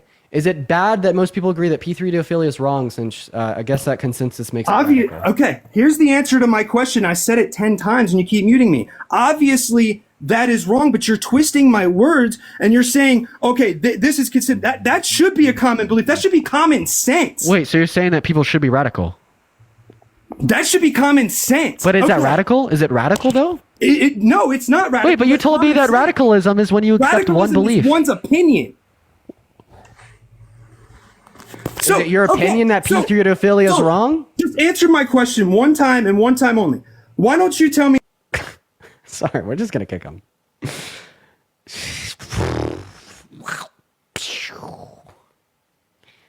You see what I go through on a day-to-day basis. Do you see, chat? I hope that you see. Devin, thank you for the $10 YouTube super chat saying W Janet. Yo, for real. W's for Janet. Hey, also, if you're watching the stream and you want to... Hi, Melody. Melody? Melody's not here. Okay, if you're watching the stream and you want to support the stream, okay, you can through the link tree in my bio if you're watching on TikTok. I have a PayPal. And over that PayPal, I get 100% of the proceeds, as well as you get a shout out because you get a notification at the top of my phone screen with your name and attached message and an amount. Now, if you want to support the stream and you don't have PayPal, head over to the YouTube stream, also found in the link tree in the bio, where you can support over Super Chat. Kev. Child. Okay, moving on to the next guest, guys. Go ahead and drop a MAGA down below in that live chat if you do want to come up to debate. Keep in mind that we are just looking to talk to individuals that did indeed vote for Trump, that are indeed MAGA, quite frankly. And we're going to get that next guest up in here. So we have, wow, so many people watching right now. Over 13,000 concurrent viewers. That is insane. Can we just get some like W's? I'm just so happy that this is like getting out to so many people. It literally like fulfills such like a deep desire of mine to like try to get people to act more rational. Oh my God, it's great. I appreciate each and every single one of you, 13,000 souls. Okay. Now, if you voted for Trump, hop in that queue. What's going on, Estrie? Did he vote for Trump? Estrie's not here. Okay, but one thing I will never understand is how hard it is to find a Trump supporter to talk to me when there's 13,000 souls watching. Aster, thank you for the £5. I appreciate you so much for the love, as well as the message. Okay. Trying to get that next guest up here as we speak. Go ahead and drop a MAGA. Go ahead and drop a me in that live chat if you do want to come up and debate. I don't know why it takes so long. All right, these Trump supporters are scared. Quite frankly, they're also scared. And then Don with the $10 PayPal donation. Thank you so much for the love, Don. At least 100 W's for Don. And what is up, Jack? Did you vote for Trump? Heaven, thank you for the money again. I did, and you ran from me, dude. But let's debate something other than crypto. I ran from you? You ran from me. You kicked me. I kicked you because you said that we could have legendary crypto let's debate growth something during else, a bro. recession. Don't kick me. Wait. After we clear up the fact that I didn't run from you. Okay, you didn't run from me. That's fine, but you didn't want to talk about that because we have differing opinions on it. That's just bullish versus bearish sentiment. Let's talk about something else. But why would I entertain the perspective that we can have legendary gains during a recession? Because it's possible, but I don't want to talk about that again. If you're going to kick me, because I know I am going to kick you. Yes, I am going to kick you because that's brain rot. I view that. I unironically view that as somebody saying the earth is flat. Like, I'm sorry. Like, you cannot convince me that that doesn't categorically fall outside of the same category as flat earthers or like estranged, like 9/11 deniers. Don, thank you so much for the money again. I do appreciate you for the love. Moving on to the next guest, we got Death Scar loading up into that box. Everyone, just give us a minute. And like, okay, just to kind of expand on the reasoning while we get the next guest up here, it's because what happens during a recession, consumer confidence goes down and consumer spending is down. So what happens when consumers are less confident and spend less? Are we going to have great performance in a market like crypto or stock? Wait, no, because that means that individuals are going to be less confident in the market and they're going to buy less of the stock. And what has to happen in order for Bitcoin to tick up in its price? There has to be a lot of people buying, not a lot of people selling. What's up, Pimp? Did you vote for Trump? Fuck no. Okay, base. We're going to move on to the next guest because we are just looking for people that did vote for Trump. Everybody just give us a minute. Here we go. Kira, thank you for the galaxy. That's incredibly kind of you. Thank you so much for the love. Thank you so much. All right, Kira with the 2 galaxies. Thank you so much. That's incredibly kind of you. Let's go, Kira. Okay, we got Cody loading up into the box. Here we go. Thank you, Kira, for the 2 galaxies. That is phenomenal. All right, guys, go ahead and drop a me or Trump or MAGA in the comment section if you want to come up. Hello, Cody. Did you vote for Trump?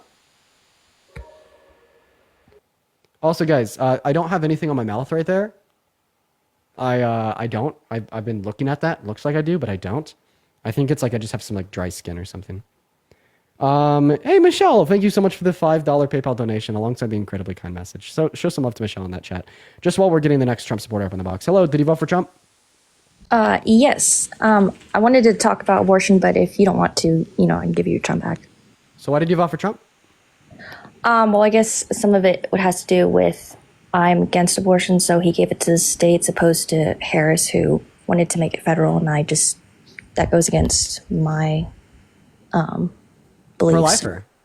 Yes. Do you think that grape victims should be able to get abortion? Because result of Roe v. Wade being overturned is 60 grape victims per day being denied access.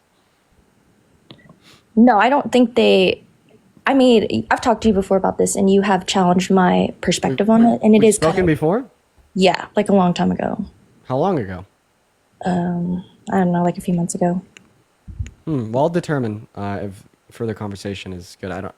Okay. Do you think grape victims should be able to get abortions? Rape victims? Grape. Sorry. I don't believe, but it's kind of like Parker's zygote thing. If somebody slapped a zygote, I would not say go to prison. So. Oh my God. Should grape victims have legal access to abortion? Yes or no? I personally believe no. Fucking hell, why? Well, like I said, because of my personal beliefs. So, explain them to me. Okay. So you were raised Catholic, and so you probably know some of the beliefs that Christians have. I just believe that all life is sacred and that the Bible talks that there's power in the blood, and I think rape is awful. Don't get me wrong. I think those situations are terrible. but I also... Okay. Yeah, you're just saying that the life of the fetus is morally valuable. Right. You understand that you could like be an advocate for a great victim's access to abortion while being pro-life, recognizing intrinsic How's value that? in the fetus. How could you explain to me how I could be both, essentially? Because the mother has no obligation to provide for the needs of the fetus. See, but here's where it gets tricky. I mean, if your belief is that the mother should have complete autonomy, what about people that are... One second. you know- Wait. I don't think that anybody should have complete bodily autonomy. And Okay. this is a little bit more technical, but Mhm. like restricting somebody from murdering their neighbor, okay? Right. Restricting somebody from committing an act of terror, putting Mhm. criminals in handcuffs is violating their bodily autonomy, okay? Mhm. A world with complete and total control over your bodily autonomy with no, impediments upon that would Mhm. literally be a world where you can do literally whatever you want, whenever you want. Mhm. So And so- I believe that it is okay to infringe upon somebody's bodily autonomy with good reason. I just merely Mhm. don't believe that there's good reason that exists for said infringement as it would pertain to a woman getting an abortion. But you're Right. still not responding to my question here. What obligation does a great victim have to provide for the needs of a fetus? What obligation does she have? Yeah, as far as I'm concerned, there's no obligation for her to provide for those means. I mean, imagine somebody was breaking into your house every night, stealing half your food, and if you locked your door at night, they wouldn't be able to steal your food, but they'd also starve to death. Are you under any obligation to leave your door unlocked? Right. I mean, no, but I feel Precisely. So it's like somebody's dependent upon your resources to survive. Yes, the person only- breaking into your house, stealing solely those my resources, resources, and you though. can fucking kick them out, okay? And they're all of a sudden gonna die because they no longer have access to your resources, but you don't have an obligation to provide for those resources. But even that's where I have a problem with it. It's solely on my resources. So that's just where I have the problem. If it was, if we had advanced science where we could, save the life at a very, like if it could not be in the mother's womb, but because it's dependent on my resources, I would feel morally responsible for that. Okay, so if this person breaking into your house at night and stealing your food to survive couldn't steal food from any other house because they lock their doors at night and they're Mhm. solely dependent on your resources, do you think it should be illegal for you to lock your door at night? Should it be legal for me to lock my door? Yeah. I mean, like I said, I think it's okay. I just would have a moral issue with it. Just Okay, like so you're I saying don't morally agree. so in other words, you're saying that it shouldn't be illegal for one to lock their door at night. You just personally have a preference against it. So why can't you, at the bare fucking minimum, say that it should be legal for a great victim to have access to abortion? You just personally have a preference against it. Because I feel like there's so many that would abuse it and not use it, like you said, if it was just a matter of grape. Wait. So you're saying that individuals may abuse it and violate the rights of like human fetuses that were not conceived by grape? Yeah. So just giving a great victim access to abortion would just lead to more human rights violations? Sorry, repeat that one more time. The point is isn't it also possible for individuals to abuse the criminal justice system and falsely accuse individuals of rape, violating their human rights by falsely imprisoning them? Mm-hmm. So should we also decriminalize grape because that leads to abuse of a system that leads to human rights violations? No, I just think that there should No? be So more. if you're okay with some abuse of the system as it would apply to the criminalization of grape and the prosecution of said heinous actions, why can't I just merely say, okay, I understand that there will be this off chance of an individual falsely claiming grape and getting an abortion, but I am okay with that as the vast majority of individuals who would be receiving these abortions would be doing so with virtue. Yeah, but isn't it if you leave it to the states can choose. It's not like if it's totally federal, you can get an abortion. I mean, it's rare to get it after 24 weeks, but it is legal in some states. Like, isn't there some states can kind of leverage what they want to do? Okay, Or so no? you're now shifting the debate away from the Okay. morality and the legality of a great victim accessing abortion to like the states v federal conversation, and you're not making any sense, and you're kind only of reason why upsetting I'm me because you're getting- not responding to the argument. I gave you an argument to demonstrate insofar as why a great victim's access to abortion should be criminalized is wrong. Your argument was that some individuals can claim grape and get an abortion just to abuse the system. Well, individuals can claim grape and get somebody prosecuted to just abuse the system. Yeah, But and you I think still that's think wrong, too. individuals should be able to criminalize. You still think rape should be criminalized, and you still think individuals should be able to like prosecute their abuser. right? So why can't I say the same thing about a great victim's access to abortion? I understand that some individuals could falsely claim it, but I'm okay with that as the overwhelming majority would not be falsely claiming it. Okay, I see what you're saying there. And then also just to mention that I don't think any abortion prior to 20 weeks is wrong. Okay, because I've heard you joke about that, and I just kind of wanted clarification. So Like, can there's you like rebuttal my argument about a great victim's access to abortion, or were you just going to say that you understand where I'm coming from? I mean, I'm fine leaving with that. I understand what you're saying. Well, I'm not. I'm sorry. I'm seriously, I'm not. 60 great victims per day being denied access to abortion is a moral atrocity. I'm not okay with just leaving this on the note of agreeing to disagree. I think that it's been demonstrated to you that you literally have no good reason to justify your belief, but yet you continue to support such heinous ideologies. Okay, in my mind, this is literally like talking to like a Nazi and exposing the Nazi for having no good reason to worship Hitler. But then they're just like, I guess we'll agree to disagree. Like that's insane. That leads to so much harm. That leads to so many human rights violations. It generates so many bad things and promotes an anti-intellectualist future. Well, I view that same thing to be true of a conversation about a great victim's access to abortion. If you're going to stand 10 toes behind this belief, I am going to expect you to defend it. And if you can't defend it, I am going to expect you to concede. So, okay, so defending it from, I guess, what we were talking about earlier, a moral view, I place value in the fetus, and you place more value in the great victim. So I'm going to repeat this. You could assume that the fetus has the same amount of value as the great victim, yet still advocate for a great victim's access to abortion. But I don't understand how you can have those two thoughts, because if somebody with the same amount of if somebody with the same amounts of intrinsic moral value as you was stealing your resources, your food from your pantry at night to survive, and they could only survive off of the resources in your pantry to survive, and you locked them out, killing them, they starved to death. Yes, the word is kill. Should that be illegal? The word is kill and starve to death. So should that action of you locking your front door at night to keep this burglar that's taking your food to live, should that action of locking your door at night be illegal?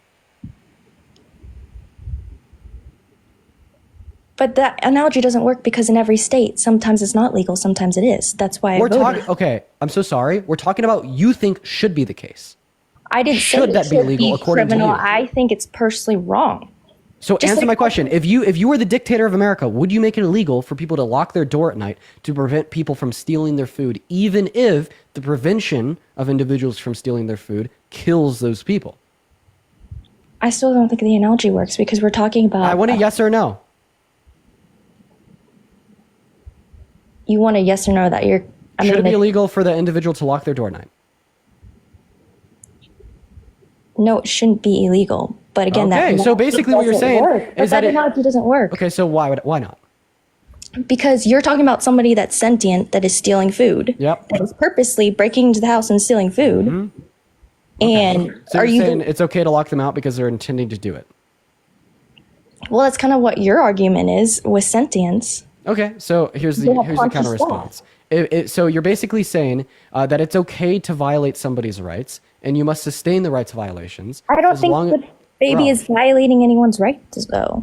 You don't think that an unwanted pregnancy violates a woman's right to bodily autonomy? Then For you're the insane. baby, no, because the baby had no choice. It's not the violator. Wait! It doesn't matter if the fetus had no choice or is not intentionally aware. It is still violating the mother's right to bodily autonomy. Do you need me to prove that to you? Do you need me to make you look like a donut? No, I'm gonna make you look like a donut real quick. If a sleepwalker started graping a person, would they have their human rights violated, or would they not be having their right to bodily autonomy violated, as a sleepwalker had no choice, didn't make a conscious, intentful decision? No. Oh! So they're still having their right to bodily autonomy violated, even though it's by an entity that had no free choice and it's not intentionally That aware. analogy is comparing grape to a baby's need to survive. That analogy is comparing one form of a Yes, violation but of if one's somebody right to bodily was autonomy to raping another someone form of every night, that's not their means of survival. So you're saying it's not a violation of the great victim's right to bodily autonomy because they need it to survive? No, wait, I see. Wait. What if they did? What if the sleepwalker had to grape this person?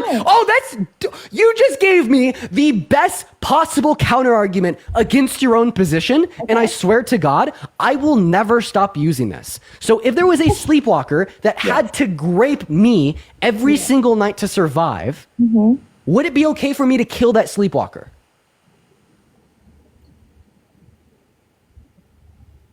That is a good question. I think they should be arrested, but like kill? I mean, is it okay for me to prevent that person from graping me, Yes. which I know will kill them? Oh, okay, so you're just gonna kill them straight up. No. If I prevent them from graping me by locking my door or staying in the bathroom, something like that, they'll die. Is it okay for me to do that?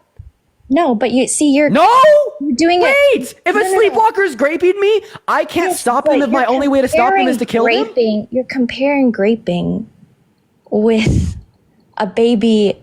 Wait, I actually find a sleepwalker graping a person to be incredibly comparable to like a fetus conceived by grape. Okay? Because you're having your right to bodily autonomy violated by this fetus. And sure, you could tell us that this fetus doesn't intend to do it. It doesn't have sentience.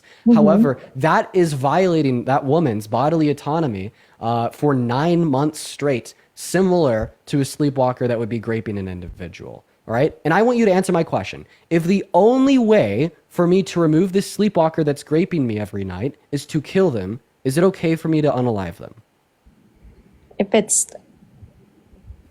I think it's okay for you to stop it. Now you're saying the only way to stop it is to unalive them. Is it okay for me to unalive them? I mean, would you? I'm assuming yes. How about you? You are gonna frustrate the shit out of me if you don't answer this question right now. Yeah, I'm not meaning to. Yes, you are meaning to, because I'm asking you the most direct question ever conceived of. I know, and you are not answering it. If I'm getting graped by a sleepwalker every night, and the only way for me to stop that is to unalive them, is it okay for me to unalive them? Yes or no? I mean, I guess yes, but you could take that extreme and say the same thing about anything else. Okay, great. You're comparing two extremes that don't work. Okay, so I could say if it was so basically you just conceded, okay? Because you're telling me if I have my right. No, because you're comparing. I really do like. What's the logical distinction between preventing a sleepwalker from graping you every night, when your only means is to kill them and you're okay with that, and preventing a fetus from draining your bodily resources every day, when the only way to prevent that is to kill them? But you're comparing that as if But you're comparing that as two of the, like, you're saying it's the same thing, which is not. What's the relevant distinction? The relevant distinction is you're saying that if you're going through this trauma, there's an invader, then you have a right to basically take it out. You use the cancer like a smoker. Like, I understand the analogy. I'm just saying. Yeah, so then what's the difference between the two circumstances? Because that is such an extreme. And I'm saying okay, I'm not if it's an extreme, that means that there's some logical difference. Right. So can you articulate what the difference is that makes this asymmetrical, logically speaking? That makes it. Sorry, you're gonna have to dumb that part down. Asymmetrical to. What's the relevant difference between the hypothetical scenario and a great victim getting an abortion that makes these two situations uncomparable?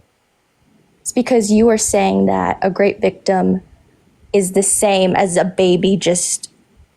Okay, I'm going to repeat it. I'm going to repeat it because you're very stupid. Okay? I will repeat it for you because you're very stupid. I will repeat it for you because you're not that smart. Okay? So here's the last time I'm going to do it.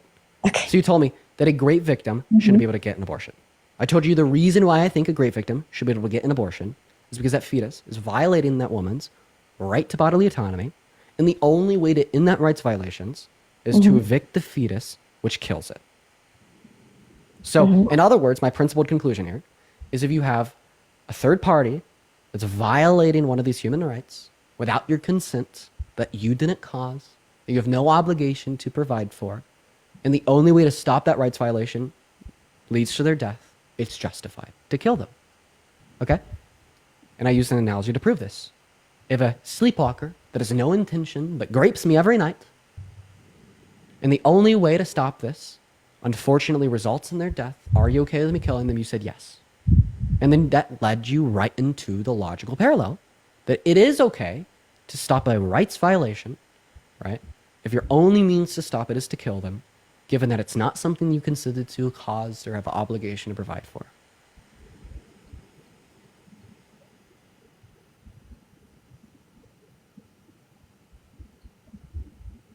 I mean, again, I think that analogy doesn't work. I get your logic, but... Okay, if you do not tell me the fault in my logic, if you do not make it explicitly clear, you are essentially saying, nah-uh. And I'm here to debate. I'm not here to babysit. The fault so in the if you logic can't is tell that me the fault in the logic explicitly is in what the subject difference itself, is, because I'm you going to could kick make you. because you could make any analogy comparing that. The fault is it that you're talking about, like, would someone actually grape someone, like what you're saying, and they have no awareness of it, they don't know what's wrong, and they're just graping you because, quote, they're programmed to grape you. That's different than a baby. A baby is not going, oh, I'm going to invade this life and hurt this. When an actual rapist, you're telling me that the fault in the logic is that the fetus doesn't intend to do it, right? Right. There's no mouse. There's nothing like. Hey, that is why I said a sleepwalker that's raping you, because the sleepwalker has no malice and doesn't intend to do it. But you are so fucking stupid. You tell me the only difference in the logic is that that the fetus doesn't have intention or malice. That is why I specified a sleepwalking rapist. You are making me crash the fuck out. You are so fucking stupid. People like you should not have a say in what our government does. I'm being so fucking for real. I'm being so fucking for real. Neo-Nazis, white supremacists, homophobes, all of these beliefs that are predicated on nothing to do with rationale, fact, or logic, and are purely driven by your goddamn C means emotions and 35 IQ, should not have any say in what our government does. And the moment that you are exposed to logic and fact, you fucking break down. You just stop working. You just can't